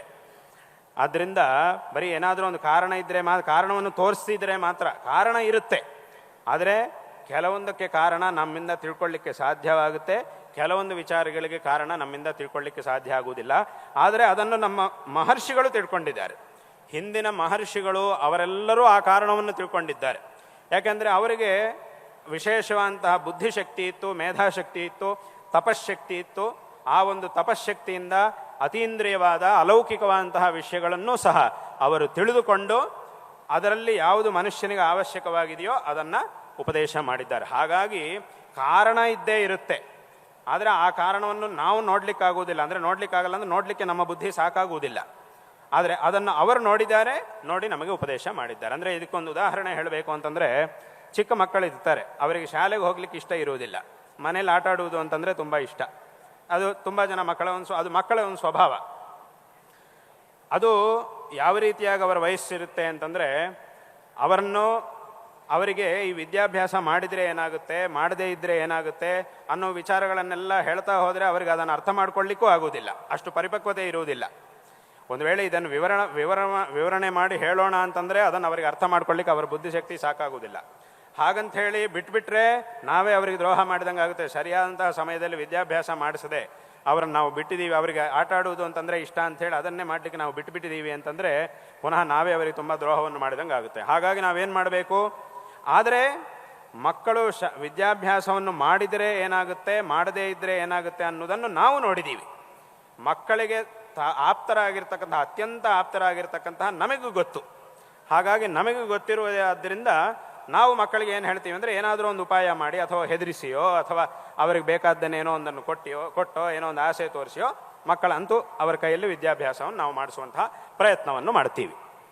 ಅಂದರೆ ಇದನ್ನು ಯಾಕೆ ಹೇಳಕ್ಕೆ ಬಂದೆ ಅಂತಂದರೆ, ಮಕ್ಕಳಿಗೆ ಅತ್ಯಂತ ಅವಶ್ಯಕ ವಿದ್ಯಾಭ್ಯಾಸ, ಆದರೆ ಅದರ ಮಹತ್ವ ಏನು ಅನ್ನೋದನ್ನು ತಿಳ್ಕೊಳ್ಳುವಂತಹ ಪರಿಪಕ್ವತೆ ಅವರಿಗೆ ಬುದ್ಧಿಗೆ ಇರುವುದಿಲ್ಲ. ಆದರೆ ಅದು ನಮಗಿದೆ, ದೊಡ್ಡವರಿಗಿದೆ. ಅದೇ ರೀತಿ ಧರ್ಮದ ಅವಶ್ಯಕತೆ ಅನ್ನೋದು ಮನುಷ್ಯನಿಗೆ ತುಂಬ ಇದೆ. ಆದರೆ ಈ ಧರ್ಮದಿಂದ ಏನಾಗುತ್ತೆ, ಯಾಕೆ ಇದನ್ನು ಆಚರಣೆ ಮಾಡಬೇಕು ಅನ್ನೋದನ್ನು ಈ ಕೆಲವೊಂದರಲ್ಲಿ ಬೇಕಾದರೆ ನಾವು ಒಂದಿಷ್ಟು ಯೋಚನೆ ಮಾಡಿದರೆ ನಮಗೆ ಅರ್ಥ ಆಗ್ಬೋದು. ಈ ಕಾರಣಕ್ಕಾಗಿ ಈ ಆಚರಣೆಯನ್ನು ಹೇಳಿದ್ದಾರೆ ಅಂತ ಕೆಲವು ವಿಚಾರಗಳನ್ನು ನಾವು ತಿಳ್ಕೊಳ್ಬೋದು. ಆದರೆ ಎಲ್ಲ ಕಡೆಯೂ ಏನೋ ಒಂದು ಕಾರಣವನ್ನು ತೋರಿಸಲೇಬೇಕು ಅಂತಂದರೆ ಅದು ಸಾಧ್ಯವಾಗುವುದಿಲ್ಲ. ತೋರಿಸಿದರೂ ಅದನ್ನು ಅರ್ಥ ಮಾಡ್ಕೊಳ್ಳಿಕ್ಕೆ ನಮಗೆ ಸಾಧ್ಯವಾಗುವುದಿಲ್ಲ. ಹಾಗಾಗಿ ಅಂತಹ ಸಮಯದಲ್ಲಿ ನಾವೇನು ಮಾಡಬೇಕು ಅಂತಂದರೆ, ಆ ಕಾರಣವನ್ನು ನೋಡಿದವರು ಯಾವ ಮಹರ್ಷಿಗಳಿದ್ದಾರೋ ಅವರು ನಮಗೆ ಏನನ್ನು ಮಾಡಬೇಕು ಅಂತ ಹೇಳಿದ್ದಾರೋ ಅದನ್ನು ನಾವು ಆಚರಣೆ ಮಾಡಲೇಬೇಕು. ಅದರಿಂದ ನಮಗೆ ಖಂಡಿತವಾಗಿಯೂ ಒಳ್ಳೆಯದಾಗುತ್ತೆ. ಮತ್ತೆ ಅದನ್ನು ಮಾಡಲಿಲ್ಲ ಅಂತಂದರೂ ಅದರಿಂದ ನಮಗೆ ತೊಂದರೆ ಖಂಡಿತವಾಗಿಯೂ ಉಂಟಾಗುತ್ತೆ. ಆದ್ದರಿಂದ ಇದನ್ನು ನಾವು ಚೆನ್ನಾಗಿ ತಿಳ್ಕೊಂಡು ಈ ಒಂದು ಪ್ರಾಮಾಣಿಕವಾದಂತಹ ವ್ಯಕ್ತಿಗಳಿಂದ ನಮ್ಮ ನಿಜವಾದಂತಹ ಆಚರಣೆಗಳು ಏನು, ಸಂಪ್ರದಾಯ ಏನು ಅನ್ನೋದನ್ನು ಎಲ್ಲರೂ ಸಹ ಚೆನ್ನಾಗಿ ತಿಳ್ಕೊಳ್ಬೇಕು. ನಾನು ಪ್ರಾಮಾಣಿಕವಾದಂತಹ ವ್ಯಕ್ತಿಗಳಿಂದ ಅಂತ ಯಾಕೆ ಹೇಳ್ತಾ ಇದ್ದೀನಿ ಅಂತಂದರೆ, ಈಗಿನ ಕಾಲದಲ್ಲಿ ಬೇಕಾದಷ್ಟು ಜನ ಇದ್ದಾರೆ, ಇದೇ ಧರ್ಮ ಅನ್ನೋ ಧರ್ಮದ ಒಂದು ಹೆಸರಿನಲ್ಲಿ ಶಾಸ್ತ್ರಗಳಿಗೆ ವಿರುದ್ಧವಾಗಿ ಏನೇನೋ ಹೇಳ್ತಾ ಇರ್ತಾರೆ. ಒಂದು ಶಾಸ್ತ್ರೀಯ ಸಂಪ್ರದಾಯ ಒಂದಿದೆ, ಅಂಥವರು ಇದ್ದಾರೆ ಲೋಕದಲ್ಲಿ. ಶಾಸ್ತ್ರೀಯವಾದಂಥ ಒಂದು ಸಂಪ್ರದಾಯ ಇದೆ, ಆ ಸಂಪ್ರದಾಯವನ್ನು ಬಿಟ್ಟು ಅವರ ಬುದ್ಧಿಗೆ ತೋಚಿದಂತೆ ಏನೇನೋ ಹೇಳುವವರು ಇದ್ದಾರೆ. ತುಂಬ ಜನ ಪಾಪ ಇವರು ಹೇಳ್ತಿರುವುದೇ ಸರಿ ಅಂಥೇಳಿ, ಅವ್ರು ಹೇಳಿದ್ದೇ ಸರಿ ಅಂತ ಹೇಳ್ಕೊಂಡು ಅವ್ರ ಹಿಂದೆ ಹೋಗ್ತಾ ಇರ್ತಾರೆ. ಅದೆಷ್ಟೋ ಕಾಲ ಆದಮೇಲೆ ಗೊತ್ತಾಗುತ್ತೆ ಅವರಿಗೋ ಇದು ಸರಿ ಇಲ್ಲ, ಇದು ವಾಸ್ತವ ಅಲ್ಲ, ಸರಿಯಾಗಿ ನಾವು ಆ ಮಾರ್ಗದಲ್ಲಿ ಹೋಗಬೇಕಿತ್ತು ಅಂತ ಆಗುತ್ತೆ. ಆದರೆ ಅಷ್ಟೊತ್ತಿಗೆ ಎಲ್ಲ ಸಮಯನೂ ಹಾಳಾಗುತ್ತೆ, ಶ್ರಮನೂ ಆಗುತ್ತೆ, ಎಲ್ಲ ರೀತಿಯಾದಂತಹ ತೊಂದರೆಯೂ ಆಗೋಗಿರುತ್ತೆ. ಪುನಃ ಅದನ್ನು ಸರಿ ಮಾಡಿಕೊಳ್ಳುವಂತಹ ಅವಕಾಶ ಎಲ್ಲರಿಗೂ ಸಿಕ್ಕುವುದಿಲ್ಲ, ಕೆಲವರಿಗೆ ಮಾತ್ರವೇ ಸಿಗುತ್ತೆ. ಆದ್ದರಿಂದ ಪ್ರಾಮಾಣಿಕರಾದಂತಹ ವ್ಯಕ್ತಿಗಳಿಂದ, ಗುರು ಹಿರಿಯರಿಂದ ನಮ್ಮ ಧರ್ಮ, ಅದಕ್ಕೆ ಶಂಕರ ಭಗವತ್ಪಾದಾಚಾರ್ಯರು ಒಂದು ಮಾತು ಹೇಳ್ತಾರೆ, ದುಸ್ತರ್ಕಾತ್ ಸುವಿರಮ್ಯತಾಂ ಶ್ರುತಿಮತಸ್ತರ್ಕೋನು ಸಂಧೀಯತಾಂ ಅಂತ. ಇದರ ಅರ್ಥವನ್ನು ಸಂಕ್ಷಿಪ್ತವಾಗಿ ಹೇಳಬೇಕು ಅಂತಂದರೆ ಏನು ಅಂತ ಕೇಳಿದರೆ, ಯಾವುದಾದ್ರೂ ಒಂದು ಪ್ರಾಮಾಣಿಕವಾದಂತಹ ವಿಚಾರ ನಮ್ಮ ಮುಂದೆ ಇದ್ದಾಗ, ನಮಗೆ ದೊಡ್ಡವರು ಹೇಳಿದಾಗ ಸುಮ್ಮನೆ ಅದರ ಮೇಲೆ ಕುತರ್ಕಗಳನ್ನು ಮಾಡ್ತಾ ಸಮಯವನ್ನು ವ್ಯರ್ಥ ಮಾಡಬಾರದು ಅನ್ನೋದು ಒಂದು ವಿಷಯ. ಇನ್ನೊಂದೇನು ಅಂತಂದರೆ, ಯಾವುದಾದ್ರೂ ಒಂದು ವಿಚಾರ ನಮ್ಮ ಮುಂದೆ ಇದ್ದಾಗ ಸುಮ್ಮನೆ ಕಣ್ಣು ಮುಚ್ಕೊಂಡು ಅದನ್ನು ಮಾಡಿಬಿಡಬಾರದು. ಇದು ಹೌದಾ ಅಲ್ವಾ, ಸರಿಯಾದದ್ದಾ ಇಲ್ವಾ, ಇದಕ್ಕೆ ಪ್ರಾಮಾಣಿಕತೆ ಇದೆಯಾ ಇಲ್ವಾ ಅನ್ನೋದನ್ನು ಸರಿಯಾದಂತಹ ವ್ಯಕ್ತಿಗಳಿಂದ ತಿಳ್ಕೊಳ್ಳಬೇಕು. ಯಾವುದೇ ವಿಷಯವನ್ನು, ಕೆಲಸವನ್ನು ಸುಮ್ಮನೆ ಕಣ್ಣು ಮುಚ್ಕೊಂಡು ಮಾಡಬಾರ್ದು. ಯಾರೋ ಹೇಳಿದ್ರು, ಅವ್ರು ಹೇಳಿದ್ರು, ಇವರು ಹೇಳಿದ್ರು ಅಂತೇಳಿ ಕಣ್ಣು ಮುಚ್ಕೊಂಡು ಮಾಡುವ ಹಾಗೂ ಇಲ್ಲ. ಹಾಗಂಥೇಳಿ ಸರಿಯಾದಂತಹ ವ್ಯಕ್ತಿಗಳು ನಮಗೊಂದು ಒಳ್ಳೆಯ, ನಮ್ಮ ಹಿತವನ್ನು ಬಯಸುತ್ತಾ ನಮಗೆ ಒಳ್ಳೆಯ ಮಾರ್ಗವನ್ನು ತೋರಿಸಿದ್ರು ಅಂತಂದ ಮೇಲೆ ಅದರ ಮೇಲೆ ಸುಮ್ಮನೆ ಕುತರ್ಕಗಳನ್ನು ಮಾಡುವುದು ಇತ್ಯಾದಿಗಳನ್ನು ಮಾಡುವ ಹಾಗಿಲ್ಲ. ಯಾಕೆ ಅಂತಂದರೆ ಅದರ ಮುಖ್ಯ ಮಹತ್ವ ನಿನಗೆ ಗೊತ್ತಿಲ್ಲದೆ ಇರ್ಬೋದು, ಅವ್ರಿಗೆ ಗೊತ್ತುಂಟು. ಈಗ ಹೇಳಿದಂತೆ ಮಹರ್ಷಿಗಳಿಗೆ ಗೊತ್ತಿದೆ. ಆದ್ದರಿಂದ ಇದೇ ಈ ಒಂದು ಮಾತಿನ ಸಾರಾಂಶ. ಅದರಿಂದ ಯಾವುದಾದ್ರೂ ಒಂದು ಆಚರಣೆ ಇದ್ದರೆ ಸುಮ್ಮನೆ ಕಣ್ಣು ಮುಚ್ಕೊಂಡು ಮಾಡಬಾರದು, ಅದರ ಮಹತ್ವ ಏನು ಅನ್ನೋದನ್ನು ತಿಳ್ಕೊಂಡು ಮಾಡಬೇಕು. ಹಾಗಂತ ಹೇಳೋ ಒಂದು ಪ್ರಾಮಾಣಿಕವಾದಂಥದ್ದನ್ನು ನಮ್ಮ ಹಿರಿಯರು ದೊಡ್ಡವರು ನಮಗೆ ಉಪದೇಶ ಮಾಡಿದಾಗ ಸುಮ್ಮನೆ ಕುತರ್ಕಗಳನ್ನು ಮಾಡ್ತಾ ಸಮಯವನ್ನು ಹಾಳು ಮಾಡಬಾರದು. ನಮಗಿರುವಂತಹ ಅಮೂಲ್ಯವಾದ ಸಮಯವನ್ನು ಅದರ ಆಚರಣೆಗಾಗಿ ವಿನಿಯೋಗ ಮಾಡಿ ಜೀವನವನ್ನು ಸಾರ್ಥಕ ಮಾಡಿಕೊಳ್ಳಬೇಕು ಅನ್ನುವುದು ಆ ಒಂದು ಮಾತಿನ ಸಾರಾಂಶ. ಆದ್ದರಿಂದ ಇದನ್ನು ಸರಿಯಾಗಿ ತಿಳ್ಕೊಂಡು ಈ ಒಂದು ಧರ್ಮಾಚರಣೆಯನ್ನು ಪ್ರತಿಯೊಬ್ಬರೂ ಸಹ ತಮಗೆ ವಿಹಿತವಾಗಿರ್ತಕ್ಕಂತಹ ಧರ್ಮಾಚರಣೆಯನ್ನು ಎಲ್ಲರೂ ಸಹ ಮಾಡಬೇಕು, ತದ್ವಾರ ಈ ಜೀವನವನ್ನು ಸಾರ್ಥಕ ಮಾಡಿಕೊಳ್ಳಬೇಕು ಅನ್ನುವಂತಹ ಒಂದು ವಿಷಯವನ್ನು ಈ ಸಂದರ್ಭದಲ್ಲಿ ಹೇಳಬಯಸ್ತಾ ಇದ್ದೇವೆ. ಇಲ್ಲಿ ಎಷ್ಟೊತ್ತಿಗೂ ಬರೀ ಲೌಕಿಕವಾದಂತಹ ಜೀವನ, ವಿದ್ಯಾಭ್ಯಾಸ ಮಾಡುವುದು ಅಂದರೆ ಲೌಕಿಕವಾಗಿ ವಿದ್ಯಾಭ್ಯಾಸವನ್ನು ಮಾಡುವುದು, ಕೆಲಸಕ್ಕೆ ಹೋಗುವುದು, ಸಂಪಾದನೆ ಮಾಡುವುದು ಇತ್ಯಾದಿಗಳನ್ನೇ ಮಾಡ್ತಾ ಇದ್ದರೆ ಇದು ಎಲ್ಲವೂ ಸಹ ಕೇವಲ ನಾವು ಈ ಶರೀರದಲ್ಲಿರುವವರೆಗೆ ಮಾತ್ರವೇ ಸೀಮಿತ. ನಾವು ಲೌಕಿಕವಾದಂತಹ ಪ್ರಪಂಚದಲ್ಲಿ ಏನೇ ಸಂಪಾದನೆ ಮಾಡಿದರೂ ಅದು ಎಲ್ಲಿ ತನಕ ಇರುತ್ತೆ, ಕೇವಲ ನಾವು ಈ ಶರೀರದಲ್ಲಿರುವ ತನಕ ಮಾತ್ರವೇ ನಮ್ಮ ಜೊತೆಗೆ ಇರುತ್ತೆ. ಈ ಶರೀರವನ್ನು ಬಿಟ್ಟು ಹೋಗುವಾಗ ಅದು ಯಾವುದೂ ಸಹ ನಮ್ಮ ಜೊತೆಗೆ ಬರಲ್ಲ. ಆದರೆ ಅಂತಹ ಸಂದರ್ಭದಲ್ಲಿ ನಮ್ಮ ಜೊತೆಗೆ ಬರುವಂತಹ ಏಕಮಾತ್ರ ವಸ್ತು ಯಾವುದು ಅಂತಂದರೆ, ಈ ಶರೀರವು ಚೆನ್ನಾಗಿದ್ದಾಗ, ನಮಗೆ ಶಕ್ತಿ ಇದ್ದಾಗ ನಾವು ಮಾಡಿರ್ತಕ್ಕಂತಹ ಒಳ್ಳೆಯ ಕೆಲಸಗಳಿಂದ ನಮಗೆ ಪ್ರಾಪ್ತವಾದ ಪುಣ್ಯ, ಅದೇ ಧರ್ಮಾಚರಣೆ. ಧರ್ಮಾಚರಣೆಯನ್ನು ಮಾಡುವುದರ ಮೂಲಕ, ಸ್ವಧರ್ಮಾಚರಣೆಯನ್ನು ಮಾಡುವುದರ ಮೂಲಕ ನಾವು ಸಂಪಾದನೆ ಮಾಡಿರ್ತಕ್ಕಂತಹ ಒಂದು ಪುಣ್ಯ ಏನಿದೆಯೋ ಅದು ಈ ಜನ್ಮಕ್ಕೆ ಮಾತ್ರ ಸೀಮಿತ ಅಲ್ಲ, ಅದು ಯಾವಾಗಲೂ ನಮ್ಮ ಜೊತೆಗಿರುತ್ತೆ. ಅದೇ ನಿಜವಾಗಲೂ ನಮ್ಮ ಗತಿಯನ್ನು ತೀರ್ಮಾನ ಮಾಡುತ್ತೆ. ಮುಂದೆ ನಾವು ಚೆನ್ನಾಗಿರಬೇಕಾ ಅಥವಾ ಕಷ್ಟವನ್ನು ಅನುಭವಿಸಬೇಕಾ ಅನ್ನುವುದನ್ನು ತೀರ್ಮಾನ ಮಾಡುವುದು ಯಾವುದು ಅಂತಂದರೆ ನಾವು ಮಾಡಿದಂತಹ ಪುಣ್ಯ ಪಾಪಗಳು. ಆದ್ದರಿಂದ ಇದನ್ನು ನಾವು ಚೆನ್ನಾಗಿ ಅರ್ಥ ಮಾಡಿಕೊಂಡು ಈ ಒಂದು ವಿಷಯಗಳನ್ನು ಸರಿಯಾಗಿ ಅರ್ಥ ಮಾಡಿಕೊಂಡು ಈ ಆಚರಣೆಗಳನ್ನು ಜೀವನದಲ್ಲಿ ಚೆನ್ನಾಗಿ ಮಾಡಬೇಕು. ವಿಶೇಷವಾಗಿ ಸಂಧ್ಯಾವಂದನೆ ಇತ್ಯಾದಿ ಎಲ್ಲ ಆಚರಣೆಗಳನ್ನು ಸಹ, ಸಂಧ್ಯಾವಂದನದಿಂದ ಮೊದಲುಗೊಂಡು ಎಲ್ಲ ಆಚರಣೆಗಳನ್ನು ಸಹ, ಸಂಧ್ಯಾವಂದನೆ, ದೇವತಾರ್ಚನೆ ಇತ್ಯಾದಿಗಳನ್ನು ನಿಯಮವಾಗಿ ಮಾಡಬೇಕು. ಪ್ರತಿಯೊಬ್ಬರೂ ಸಹ ವಿಶೇಷವಾಗಿ ಮಾಡಬೇಕು. ಮತ್ತು ಬೇರೆ ಬೇರೆ ರೀತಿಯಾದ ಜಪಾದಿಗಳು ಇತ್ಯಾದಿಗಳು. ತುಂಬ ಸಮಯ ಇಲ್ಲ ಅಂತಂದರೂ ಸಂಧ್ಯಾವಂದನೆ, ಗಾಯತ್ರಿ ಜಪ ಇದನ್ನು ಕನಿಷ್ಠ ಪಕ್ಷವಾಗಿ ಇದನ್ನು ಮಾಡಲೇಬೇಕು. ಒಂದು ಸಂಧ್ಯಾವಂದನೆ ಮಾಡುವುದು, 108 ಗಾಯತ್ರಿ ಜಪ ಮಾಡುವುದು, ಇದನ್ನು ಮಾಡಲಿಕ್ಕೆ ಎಷ್ಟು ಸಮಯ ಬೇಕು, ಒಂದು ದಿವಸದಲ್ಲಿ ಎಷ್ಟು ಸಮಯ ಬೇಕು? ಜಾಸ್ತಿ ಸಮಯ ಏನು ಬೇಕಾಗಿಲ್ಲ. ಒಂದು 10 ರಿಂದ 15 ನಿಮಿಷ, ಹೆಚ್ಚಂದರೆ ಒಂದು 20 ನಿಮಿಷ ಅಷ್ಟರೊಳಗೆ ಸಂಧ್ಯಾ ವಂದನೆ ಮತ್ತು 108 ಗಾಯತ್ರಿ ಜಪ ಆಗಿಬಿಡುತ್ತೆ. 20 ನಿಮಿಷ ಸಮಯನೂ ನಾನು ಕೊಡಲಿಕ್ಕೆ ಸಾಧ್ಯವಿಲ್ಲ ಅಂತ ಯಾರು ಹೇಳಬಾರದು. ಅಷ್ಟೆಲ್ಲ ಕೆಲಸಗಳು ಯಾರಿಗೂ ಇರುವುದಿಲ್ಲ. ಕೆಲಸಗಳಿರುತ್ತೆ ಎಲ್ರಿಗೂ, ಆದರೆ 20 ನಿಮಿಷನೂ ನಾನು ಸಮಯ ಕೊಡೋಕ್ಕಾಗೋದಿಲ್ಲ ಅಂತ ಹೇಳುವಷ್ಟು ಕೆಲಸಗಳು ಪ್ರಪಂಚದಲ್ಲಿ ಖಂಡಿತ ಯಾರಿಗೂ ಇರುವುದಿಲ್ಲ. ಆದ್ದರಿಂದ ಇದಕ್ಕೊಂದು ಸಮಯವನ್ನು ನಾವು ಕೊಡಲೇಬೇಕು. ಆದರೂ ನಾವು ಕೊಡ್ತಾ ಇಲ್ಲ ಅಂತಂದರೆ ಇದು ಕೇವಲ ನಮ್ಮಲ್ಲಿರತಕ್ಕಂತಹ ಅಶ್ರದ್ಧೆ. ಈ ಅಶ್ರದ್ಧೆಯ ಒಂದು ಫಲವನ್ನು ನಾವು ಖಂಡಿತವಾಗಿಯೂ ಒಂದು ದಿವಸ ಅನುಭವಿಸಬೇಕಾಗಿ ಬರುತ್ತೆ. ಅಲ್ಲ ಪರವಾಗಿಲ್ಲ, ಸ್ವಲ್ಪ ದಿವಸ ಬಿಟ್ಟರೆ ಏನು, ಒಂದಿಷ್ಟು ದಿವಸ ಸಂಧ್ಯಾವಂದನೆ ಮಾಡಲ್ಲ ಏನಂತೆ ಏನಾಗುತ್ತೆ, ಅಥವಾ ಏನು ಮಾಡಬಾರ್ದು ಅಂತ ಹೇಳಿದಾರೋ ಅದನ್ನು ಮಾಡ್ತೀನಿ ಏನಾಗುತ್ತೆ ಅಂತಂದರೆ ಒಂದು ಸಲ ಮಾಡಿದರೂ ಅದು ತಪ್ಪು ಅನ್ನೋದು ತಪ್ಪೇ ಆಗುತ್ತೆ. ಅದು ಸರಿ ಅಂತ ಹೇಳೋಕ್ಕಾಗೋದಿಲ್ಲ. ಈಗ ಬಸ್ಸಿದೆ, RTC ಬಸ್ಸಿದೆ, KSRTC ಬಸ್ಸಿದೆ. ಬಸ್ಸಲ್ಲಿ ಪ್ರಯಾಣ ಮಾಡುವಾಗ ಟಿಕೆಟ್ ತೊಗೊಂಡು ಪ್ರಯಾಣ ಮಾಡಬೇಕು ಅಂತಿದೆ. ಇಲ್ಲರಿ ನಾನು ತುಂಬ ವರ್ಷಗಳಿಂದ ಪ್ರಯಾಣ ಮಾಡ್ತೀನಿ, ಒಂದು ದಿವಸ ನಾನು ಟಿಕೆಟ್ ತೊಗೊಳ್ಳಲ್ಲ ಏನಾಗುತ್ತೆ ಅಂತಂದರೆ, ನೀವು ಒಂದು ದಿವಸ ತೊಗೊಳ್ಳದೇ ಇದ್ದರೂ ತಪ್ಪೇ. ಅದು ಟಿಕೆಟ್ ತೊಗೊಳ್ಳದೆ ಪ್ರಯಾಣ ಮಾಡಬಾರದು, ಮಾಡಿದರೆ ಅದು ತಪ್ಪು ಅಂತ ನಿಯಮ. ಅಲ್ಲ ನಾವು ಒಂದು ದಿವಸ ಮಾಡಲ್ಲ ಏನಾಗುತ್ತೆ ಅಂದರೆ, ಒಂದು ದಿವಸ ಮಾಡದೇ ಇದ್ದರೂ 2 ದಿವಸ ಮಾಡದೇ ಇದ್ದರೂ ತಪ್ಪೇ. ಅದಕ್ಕೊಂದು ದಂಡ ಅನ್ನೋದು ಇದ್ದೇ ಇರುತ್ತೆ. ಅದೇ ರೀತಿ ಒಂದು ದಿವಸ ಬಿಟ್ಟರೆ ಏನಾಗುತ್ತೆ ಅಂತಂದರೆ, ಒಂದು ದಿವಸ ಬಿಟ್ಟರೂ ಸಹ ಅದು ತಪ್ಪೇನೆ. ಧರ್ಮಾಚರಣೆಯ ವಿಷಯದಲ್ಲಿ ನಿತ್ಯ ಮಾಡಬೇಕು ಅಂತ ಹೇಳಿದ ಮೇಲೆ ಒಂದು ದಿವಸ ಬಿಟ್ಟರೂ ಸಹ ಅದು ತಪ್ಪೇ ಆಗುತ್ತೆ. ಆದ್ದರಿಂದ ಇದರೊಳಗೆ ಪುನಃ ಇನ್ನೊಂದು ಪ್ರಶ್ನೆಯೇ ಇಲ್ಲ. ಆದ್ದರಿಂದ ಅಂತಹ ತಪ್ಪನ್ನು ನಾವು ಮಾಡಬಾರದು, ಇದನ್ನು ಚೆನ್ನಾಗಿ ಆಚರಣೆ ಮಾಡಬೇಕು. ಈ ಒಂದು ವಿಷಯವನ್ನು ಎಲ್ಲರೂ ಸಹ ಚೆನ್ನಾಗಿ ತಿಳ್ಕೊಳ್ಳಬೇಕು. ಸುಮ್ಮನೆ ಕುತರ್ಕಗಳನ್ನು ಮಾಡ್ತಾ ಸಮಯವನ್ನು ವ್ಯರ್ಥ ಮಾಡಬಾರ್ದು. ಆದ್ದರಿಂದ ಇದನ್ನು ಸರಿಯಾಗಿ ತಿಳ್ಕೊಳ್ಳಬೇಕು. ಸಂಧ್ಯಾ ವಂದನೆ ಮೊದಲಾದಂತಹ ಅನುಷ್ಠಾನಗಳನ್ನು ವಿಶೇಷವಾಗಿ ಮಾಡಬೇಕು. ತದ್ವಾರ ಈ ಒಂದು ಜೀವನವನ್ನು ಸಾರ್ಥಕ ಮಾಡಿಕೊಳ್ಳಬೇಕು. ಇಲ್ಲಿ ಈ ಸಂಧ್ಯಾ ವಂದನೆಯನ್ನು ಮಾಡುವುದು ತುಂಬ ಜನ ನಿಲ್ಲಿಸಿಬಿಡ್ತಾರೆ. ಅದು ತುಂಬ ಜನ ಮಾಡುವುದೂ ಇಲ್ಲ. ಆ ರೀತಿಯಾದಂಥ ಒಂದು ಪರಿಸ್ಥಿತಿ ತುಂಬ ಕಡೆ ಇದೆ. ತುಂಬ ಜನ ನಮ್ಮಲ್ಲಿ ಬಂದು ಹೇಳ್ತಾ ಇರ್ತಾರೆ. ನಾನು ಇದನ್ನೆಲ್ಲ ಕಡೆ ಸುಮಾರು ಕಡೆ ಹೇಳ್ತಾನೆ ಇರ್ತೀನಿ. ನೀವು ಕೇಳಿರ್ಬೋದು, ಹಿಂದೆ ಹೇಳಿದ್ದು ನಾನು ಹಿಂದೆ ಹೇಳಿದ್ದು ಕೇಳಿರ್ಬೋದು. ಏನಂದರೆ ತುಂಬ ಜನ ನಮ್ಮ ಹತ್ರ ಬರ್ತಾರೆ, ಹೇಳ್ತಾರೆ, ಸ್ವಾಮಿ ನಮಗೇನೋ ಸಮಸ್ಯೆಗಳಿವೆ, ಏನಾದರೂ ಪರಿಹಾರ ಹೇಳಿ, ಏನಾದರೂ ಅನುಷ್ಠಾನ ಹೇಳಿ ಅಂತ ಹೇಳ್ತಾರೆ. ತಕ್ಷಣ ನಾನು ಮೊದಲು ಕೇಳುವಂಥ ಪ್ರಶ್ನೆ, ನೀವು ಉಪನಯನ ಆಗಿದ್ದರೆ, ಅದು ಉಪನಯನ ಆದವರು ನಮ್ಮ ಹತ್ರ ಈ ಥರ ಬಂದು ಕೇಳಿದಾಗ ಆವಾಗಿನ ಸಂದರ್ಭ, ನಮಗೆ ತುಂಬ ಸಮಸ್ಯೆ ಇದೆ, ಅದಕ್ಕೇನಾದರೂ ಪರಿಹಾರ ಹೇಳಿ ಅಂತ ಹೇಳ್ತಾರೆ. ಆಗ ನಾನು ಹೇಳೋದು, ನಿಂಗೆ ಉಪನಯನ ಆಯ್ತಲ್ವಾ? ಹೌದು ಆಯಿತು. ಸಂಧ್ಯಾವಂದನೆ ಮಾಡ್ತಾ ಇದೆಯಾ? ಇಲ್ಲ ಮಾಡ್ತಾ ಇಲ್ಲ ಅಂತೇಳಿ. ನೀನು ಸಂಧ್ಯಾವಂದನೆ ಮಾಡದೇ ಇದ್ದರೆ ಬೇರೆ ಪರಿಹಾರಗಳನ್ನು ಏನಪ್ಪ ನಾನು ಹೇಳುವುದು? ಅದನ್ನು ಮಾಡಿ ವಾಸ್ತವವಾಗಿ ಅದನ್ನು ನೀನು ಸರಿಯಾಗಿ ಮಾಡಿದರೆ ನನ್ನ ಎದುರಿಗೆ ಬಂದು ನೀನು ನಿಂತ್ಕೊಳ್ಳುವ ಅವಶ್ಯಕತೆಯೇ ಬರ್ತಿರಲಿಲ್ಲ. ನನಗೆ ಪರಿಹಾರ ಹೇಳಿ ಅಂತ ನೀನು ಕೇಳುವ ಅವಶ್ಯಕತೆಯೇ ಬರ್ತಿರಲಿಲ್ಲ, ಅದನ್ನು ನೀನು ಸರಿಯಾಗಿ ಮಾಡಿದ್ದಿದ್ರೆ. ಆದರೆ ಅದನ್ನು ನೀನು ಮಾಡಲಿಲ್ವಾದ್ರಿಂದ ಇವತ್ತಿನ ದಿವಸ ಈ ರೀತಿಯಾದಂತಹ ಒಂದು ಪರಿಸ್ಥಿತಿ ಬಂತು. ಹಾಗಾಗಿ ಈಗ ನೀನು ಕೇಳಿದರೆ ನಾನೇನು ಹೇಳುವುದಿಲ್ಲ. ಮತ್ತೆ ಪುನಃ ನಿನ್ನ ಅನುಷ್ಠಾನವನ್ನು, ಆ ಸಂಧ್ಯಾ ವಂದನೆಯನ್ನು, ಗಾಯತ್ರಿ ಜಪವನ್ನು ನೀನು ಮತ್ತೆ ಪ್ರಾರಂಭ ಮಾಡು.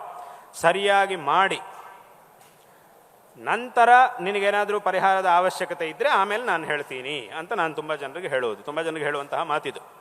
ಆದ್ದರಿಂದ ಇಂತಹ ಒಂದು ತಪ್ಪನ್ನು, ಈ ಅನುಷ್ಠಾನಾದಿಗಳನ್ನು ಬಿಡುವುದು ಅನ್ನುವುದನ್ನು ಮಾಡುವುದು ತುಂಬ ತಪ್ಪು. ಇಂತಹ ಒಂದು ತಪ್ಪನ್ನು ಯಾರೂ ಸಹ ಮಾಡಬಾರದು. ಆದ್ದರಿಂದ ಇದನ್ನು ಚೆನ್ನಾಗಿ ಆಚರಣೆ ಮಾಡಬೇಕು ಅನ್ನುವಂತಹ ಒಂದು ವಿಷಯವನ್ನು ಈ ಸಂದರ್ಭದಲ್ಲಿ ಹೇಳಬಯಸ್ತಾ ಇದ್ದೇವೆ. ಅಂದರೆ ಇಲ್ಲಿ ಇನ್ನೂ ಒಂದು ವಿಷಯ, ಅದು ಹೇಳಿದರೆ ಒಂಥರ ತಮಾಷೆಯಾಗಿ ಕಾಣುತ್ತೆ, ಆದರೆ ವಿಚಾರ ಮಾತ್ರ ತುಂಬ ಗಂಭೀರ. ಏನು ಅಂತ ಕೇಳಿದರೆ, ನಮ್ಮ ಗುರುಗಳು ಹಿಂದೆ ತುಂಬ ಎಲ್ಲ ಯಾತ್ರೆಗಳನ್ನು ಮಾಡ್ತಾ ದರ್ಶನಗಳನ್ನು ಕೊಡ್ತಾ ಇರುವಾಗ ಆವಾಗಿನ ಪರಿಸ್ಥಿತಿ ಹೇಗಿತ್ತು ಅಂತ ಕೇಳಿದರೆ, ಇದೇ ಥರ ಕೆಲವರು ನಮ್ಮ ಗುರುಗಳ ಹತ್ರ ಬಂದು ಕೇಳಿದಾಗ, ಗುರುಗಳು ಏನಪ್ಪ ಸಂಧ್ಯಾವಂದನೆ ಮಾಡ್ತಾ ಇದ್ದೀಯನಪ್ಪ ಅಂತ ಕೇಳ್ತಾರೆ.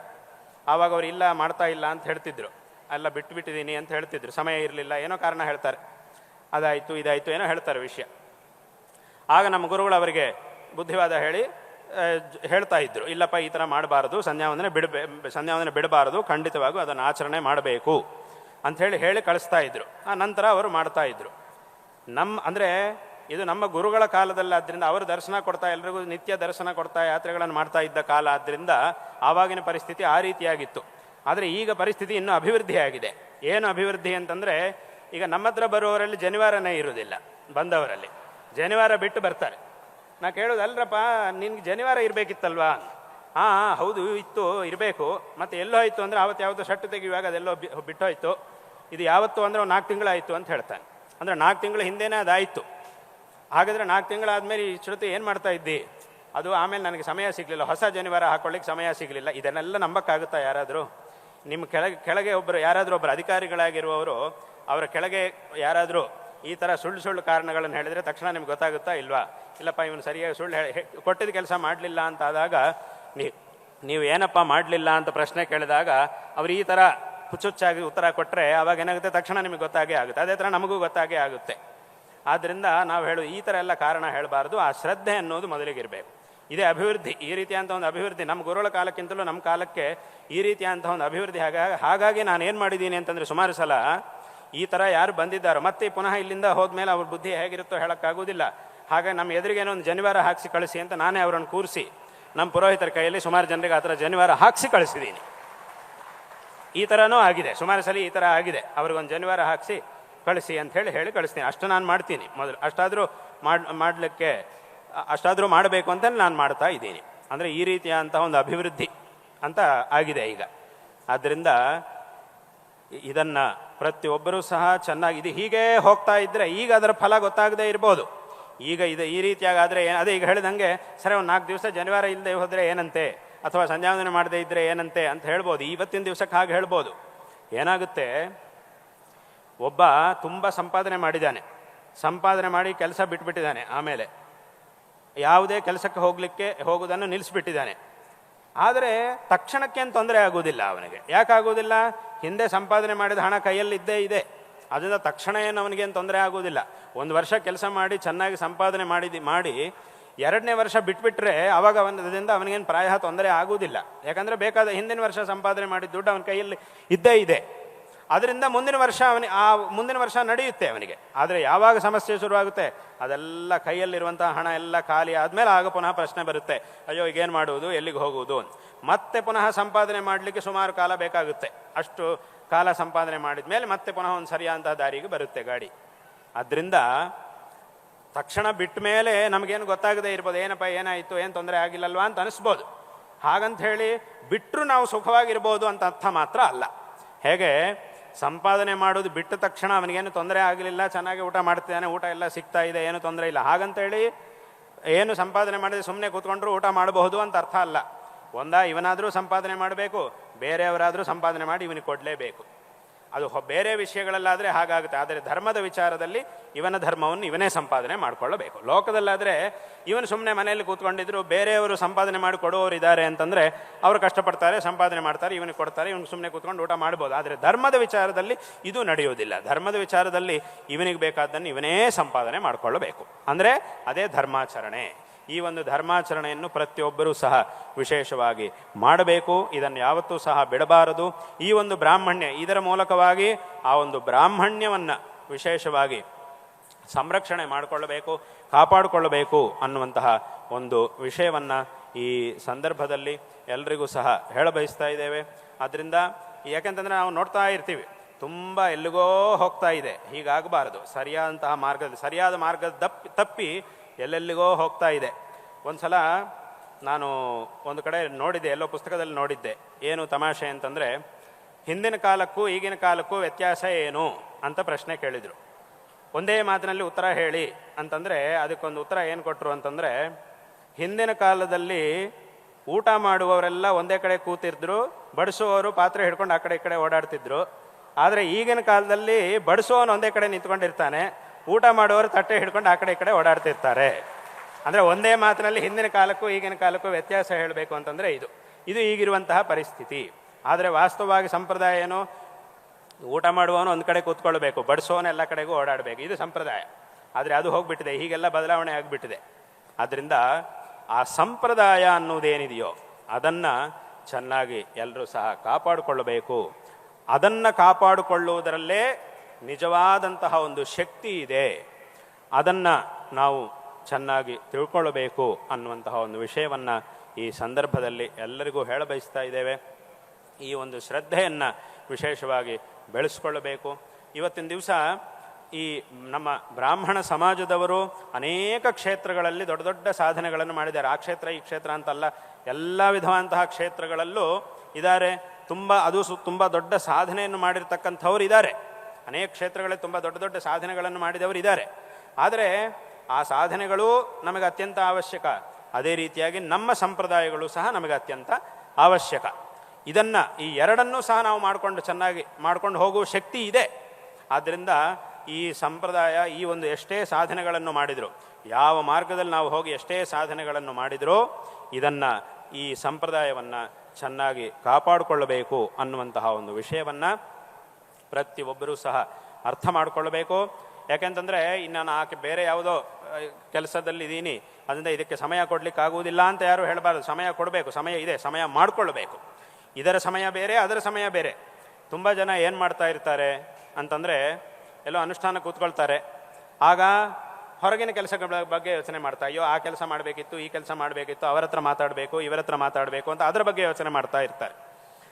ಕೆಲಸಕ್ಕೆ ಹೋಗ್ತಾರೆ, ಆಗೇನು ಮಾಡ್ತಾರೆ ಅಂತಂದರೆ ಇದರ ಬಗ್ಗೆ ಯೋಚನೆ ಮಾಡ್ಲಿಕ್ಕೆ ಶುರು ಮಾಡಿ, ಅಯ್ಯೋ ನಾನು ಎಷ್ಟೊತ್ತಿಗೂ ಕೆಲಸದಲ್ಲೇ ಆಗೋಗ್ತಿದೆ, ನಾನು ಪೂರ್ತಿ ಸಮಯ ಅನುಷ್ಠಾನ ಮಾಡೋಕ್ಕೆ ಆಗ್ತಾ ಇಲ್ಲ, ಜಪ ಮಾಡಲಿಕ್ಕೆ ಆಗ್ತಾ ಇಲ್ಲಲ್ವಾ ಅಂತ ಹೀಗೆ ಯೋಚನೆ ಮಾಡ್ತಾ ಇರ್ತಾರೆ. ಅಲ್ಲಿಗೆ ಅದು ಸರಿಯಾಗಿ ನಡೀತಾ ಇಲ್ಲ, ಇದು ಸರಿಯಾಗಿ ನಡೀತಾ ಇಲ್ಲ. ಆ ಥರ ಮಾಡಬಾರ್ದು.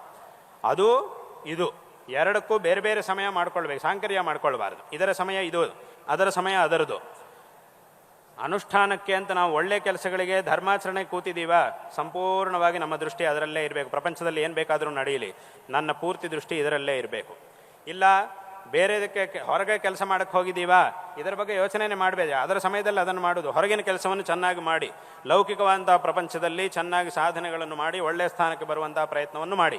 ಅದರ ಸಮಯ ಅದರದು, ಇದರ ಸಮಯ ಅದರ ಮಾರ್ಗ ಅದರದು, ಇದರ ಮಾರ್ಗ ಇದರದು, ಎರಡೂ ಬೇಕು. ಯಾಕೆ ಅಂತಂದರೆ ನಾನು ಅನೇಕ ಕಡೆಗಳಲ್ಲಿ ಹೇಳ್ತಾ ಇರ್ತೀನಿ, ಈ ದೇಶದಲ್ಲಿ ಹುಟ್ಟಿದಂತಹ ಪ್ರತಿಯೊಬ್ಬನೂ ಸಹ ಎರಡು ಕಣ್ಣುಗಳನ್ನು ಹೊಂದಿರಬೇಕು ಅಂತ. ಅಲ್ಲ ಉಂಟಲ್ವ, ಎರಡು ಕಣ್ಣು ಉಂಟಲ್ಲ ನಮಗೆ ಅಂತಂದರೆ, ಈ ಕಣ್ಣುಗಳಲ್ಲ, ಇದಿದ್ದೇ ಇದೆ. ಆದರೆ ಇನ್ನೂ ಬೇರೆ ಎರಡು ಕಣ್ಣುಗಳಿರಬೇಕು. ಒಂದು ಧರ್ಮ, ಇನ್ನೊಂದು ದೇಶ. ಈ ಎರಡೂ ಸಹ ನಮಗೆ ಎರಡು ಕಣ್ಣುಗಳಾಗಿರಬೇಕು. ನಮಗೆ ಧರ್ಮ ಅನ್ನೋದೊಂದು ಕಣ್ಣು, ದೇಶ ಅನ್ನೋದೊಂದು ಕಣ್ಣು, ಎರಡನ್ನೂ ಸಹ ನಾವು ಇಟ್ಕೊಂಡು ಹೊಂದಿರಬೇಕು. ಅಂದರೆ ಇಲ್ಲೊಂದು ವಿಶೇಷ ಏನು, ಭಗವಂತ ಮನುಷ್ಯನಿಗೆ ನೋಡಲಿಕ್ಕೆ ಅಂತ ಎರಡು ಕಣ್ಣುಗಳನ್ನು ಕೊಟ್ಟಿದ್ದಾನೆ. ಹಾಗಂತ ಹೇಳಿ ಒಂದು ಕಣ್ಣಿಂದ ಒಂದು ದಿಕ್ಕನ್ನು, ಇನ್ನೊಂದು ಕಣ್ಣಿಂದ ಇನ್ನೊಂದು ದಿಕ್ಕನ್ನು ನಾವು ನೋಡುವುದಿಲ್ಲ. ಎರಡು ಕಣ್ಣುಗಳನ್ನೂ ಕೊಟ್ಟಿದ್ದು ಭಗವಂತ ಒಂದು ವಸ್ತುವನ್ನೇ ನೋಡಲಿಕ್ಕೆ. ಎರಡು ಕಣ್ಣುಗಳಿದ್ದರೂ ಆ ಎರಡರಿಂದಲೂ ನಾವು ನೋಡುವುದು ಒಂದೇ ವಸ್ತುವನ್ನು. ಆದರೆ ಎರಡೂ ಕಣ್ಣುಗಳಿಂದ ನೋಡಿದಾಗ ಮಾತ್ರವೇ ನಮಗೆ ಆ ವಸ್ತು ಚೆನ್ನಾಗಿ ಕಾಣುತ್ತೆ. ಒಂದು ಕಣ್ಣು ಮುಚ್ಚಿ ನೋಡಿದರೆ ಅದಷ್ಟು ಸ್ಪಷ್ಟವಾಗಿ ಕಾಣುವುದಿಲ್ಲ. ಆದ್ದರಿಂದ ಹೇಗೆ ಎರಡು ಕಣ್ಣುಗಳು, ಭಗವಂತ ಕೊಟ್ಟಿರುವಂತಹ ಎರಡು ಕಣ್ಣುಗಳನ್ನು ಉಪಯೋಗಿಸಿಕೊಂಡು ಒಂದು ವಸ್ತುವನ್ನು ಸರಿಯಾಗಿ ಸ್ಪಷ್ಟವಾಗಿ ನಾವು ನೋಡಿಕೊಂಡು ನಮ್ಮ ಕೆಲಸಗಳನ್ನು ಮಾಡ್ಕೊಂಡು ಹೋಗ್ತೀವೋ, ಅದೇ ರೀತಿ ಭಗವಂತ ಇಂತಹ ಒಂದು ಜನ್ಮವನ್ನು ಕೊಟ್ಟಿದ್ದಾನೆ, ಇಂತಹ ಒಂದು ಧರ್ಮ ಪರಂಪರೆಯಲ್ಲಿ ಜನ್ಮವನ್ನು ಕೊಟ್ಟಿದ್ದಾನೆ. ಅಲ್ಲಿಗೆ ಈ ಧರ್ಮವನ್ನು ಭಗವಂತ ನಮಗೆ ಕೊಟ್ಟಿದ್ದಾನೆ. ಇಂತಹ ಒಂದು ಶ್ರೇಷ್ಠವಾದಂತಹ ಭೂಮಿಯಲ್ಲಿ, ಪುಣ್ಯ ಭೂಮಿಯಲ್ಲಿ ಭಗವಂತ ಅವತಾರ ನಮಗೆ ಜನ್ಮವನ್ನು ಕೊಟ್ಟಿದ್ದಾನೆ. ಹಾಗಾಗಿ ಈ ದೇಶ ಮತ್ತು ಈ ಧರ್ಮ ಎರಡೂ ಸಹ ನಮಗೆ ಎರಡು ಕಣ್ಣುಗಳಾಗಿರಬೇಕು. ಆಗ ಈ ಎರಡೂ ಕಣ್ಣುಗಳಿಂದ ನಾವು ನೋಡಿದಾಗ ನಮಗೆ ಪೂರ್ಣವಾದಂತಹ ಒಂದು ಶ್ರೇಯಸ್ಸು ಪ್ರಾಪ್ತವಾಗುತ್ತೆ. ಹೇಗೆ ಎರಡೂ ಕಣ್ಣುಗಳಿಂದ ನೋಡಿದಾಗ ಒಂದು ವಸ್ತು ಪರಿಪೂರ್ಣವಾಗಿ ಸ್ಪಷ್ಟವಾಗಿ ನಮಗೆ ಕಾಣ್ತಾ ಇದೆಯೋ, ಅದೇ ರೀತಿ ಎರಡೂ ಕಣ್ಣುಗಳು, ದೇಶ ಧರ್ಮ, ಈ ಎರಡನ್ನೂ ನಾವು ಪ್ರಧಾನವಾಗಿ ಇಟ್ಕೊಂಡು ಜೀವನವನ್ನು ನಡೆಸಿ ನಮ್ಮ ಪ್ರಯತ್ನಗಳನ್ನೆಲ್ಲ ನಾವು ನಮ್ಮ ಸಾಧನೆಗಳನ್ನೆಲ್ಲ ನಾವು ಮಾಡಿದಾಗ ನಮಗೆ ಎಲ್ಲ ರೀತಿಯಲ್ಲೂ ಒಳ್ಳೆಯದಾಗುತ್ತೆ, ನಮಗೂ ಒಳ್ಳೆಯದಾಗುತ್ತೆ, ಬೇರೆಯವರಿಗೂ ಸಹ ಒಳ್ಳೆಯದಾಗುತ್ತೆ. ಆದ್ದರಿಂದ ಇಂತಹ ವಿಷಯಗಳನ್ನು ಎಲ್ಲರೂ ಸಹ ವಿಶೇಷವಾಗಿ ತಿಳ್ಕೊಳ್ಳಬೇಕು. ಈ ಒಂದು ಆಚರಣೆಯನ್ನು ಪ್ರತಿಯೊಬ್ಬರೂ ಸಹ ಮಾಡಬೇಕು. ಇನ್ನು ಅನೇಕ ವಿಧವಾದಂತಹ ಸಮಸ್ಯೆಗಳು, ಈಗಾಗಲೇ ಸ್ವಾಮಿಗಳು ಮಾತಾಡ್ತಾ ಹೇಳಿದ್ರು, ಬೇರೆ ಬೇರೆ ರೀತಿಯಂತಹ ಸಮಸ್ಯೆಗಳು ಇವೆ.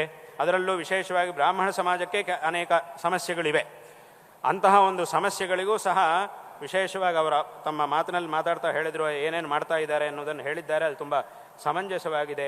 ಈ ರೀತಿಯಂತಹ ಕಾರ್ಯಗಳು ಎಲ್ಲ ಕಡೆಯೂ ಸಹ ವಿಶೇಷವಾಗಿ ನಡೆಯಲಿ. ಇದರ ಬಗ್ಗೆ ಒಂದು ಅವಗಾಹನೆ ಎಲ್ಲರಿಗೂ ಸಹ ವಿಶೇಷವಾಗಿ ಉಂಟಾಗಲಿ ಅನ್ನುವಂತಹ ಒಂದು ವಿಷಯವನ್ನು ಈ ಸಂದರ್ಭದಲ್ಲಿ ಹೇಳಬಯಸ್ತಾ ಇದ್ದೇವೆ. ಸ್ವಾಮಿಗಳು ಸ್ವರ್ಣವಲ್ಲಿ ಮಠದಿಂದ ನಡೀತಾ ಇರತಕ್ಕಂತಹ ಕಾರ್ಯಗಳು ಅಂದರೆ ಮಕ್ಕಳಿಗೆ, ದಂಪತಿಗಳಿಗೆ, ಹೆಣ್ಣು ಮಕ್ಕಳಿಗೆ, ಇವರೆಲ್ಲ ವಟುಗಳಿಗೆ ಬೇಕಾಗಿರತಕ್ಕಂತಹ ಒಂದು ಮಾರ್ಗದರ್ಶನ ಇತ್ಯಾದಿಗಳ ಬಗ್ಗೆ ಮಾಡ್ತಾ ಇರುವಂತಹ ಕಾರ್ಯಗಳ ಬಗ್ಗೆ ಹೇಳಿದ್ದಾರೆ. ಹೀಗೂ ಅನೇಕ ಕಡೆಗಳಲ್ಲೂ ಸಹ ಅನೇಕ ಜನರು ಮಾಡ್ತಾನೆ ಇದ್ದಾರೆ. ಇದೇ ರೀತಿಯಾಗಿ ಇನ್ನೂ ಹೆಚ್ಚಿನ ರೀತಿಯಲ್ಲಿ ನಡೀಬೇಕು. ಇನ್ನೂ ಹೆಚ್ಚಿನ ಜನರು ಅದರಲ್ಲಿ ಭಾಗವಹಿಸಬೇಕು.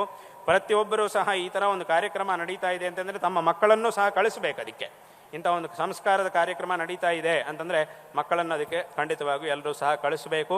ತದ್ವಾರ ಆ ಧರ್ಮ ಜಾಗೃತಿ ಅನ್ನೋದು ಇನ್ನೂ ವಿಶೇಷವಾಗಿ ಉಂಟಾಗಲಿ, ಆ ಸಮಸ್ಯೆಗಳ ಪರಿಹಾರ ಆಗಲಿ. ಅದೇ ನಾನು ಹೇಳಿದ್ದೀಗ, ಅದಕ್ಕೆ ಆರಂಭದಲ್ಲಿ ಹೇಳಿದ್ದು, ಆ ಸಮಸ್ಯೆಯನ್ನು ನೋಡಿದಷ್ಟು ಇನ್ನೂ ನಾವು ಗಟ್ಟಿಯಾಗುವಂತಹ ಪ್ರಯತ್ನವನ್ನು ಮಾಡಬೇಕೇ ಹೊರತು ಇನ್ನೂ ನಾವು ಬಲಹೀನರಾಗಬಾರದು. ಆ ರೀತಿಯ ಅಂತಹ ಒಂದು ಪ್ರವೃತ್ತಿ ಎಲ್ಲರಿಗೂ ಸಹ ಬರಲಿ, ತದ್ವಾರ ಸಮಾಜವು ಇತೋಪಿ ಅಧಿಕವಾದಂತಹ ಅಭಿವೃದ್ಧಿಯನ್ನು ಹೊಂದಲಿ ಅನ್ನುವಂತಹ ಈ ಮಾತನ್ನು ಈ ಸಂದರ್ಭದಲ್ಲಿ ಹೇಳಬಯಸ್ತಾ ಇದ್ದೇವೆ.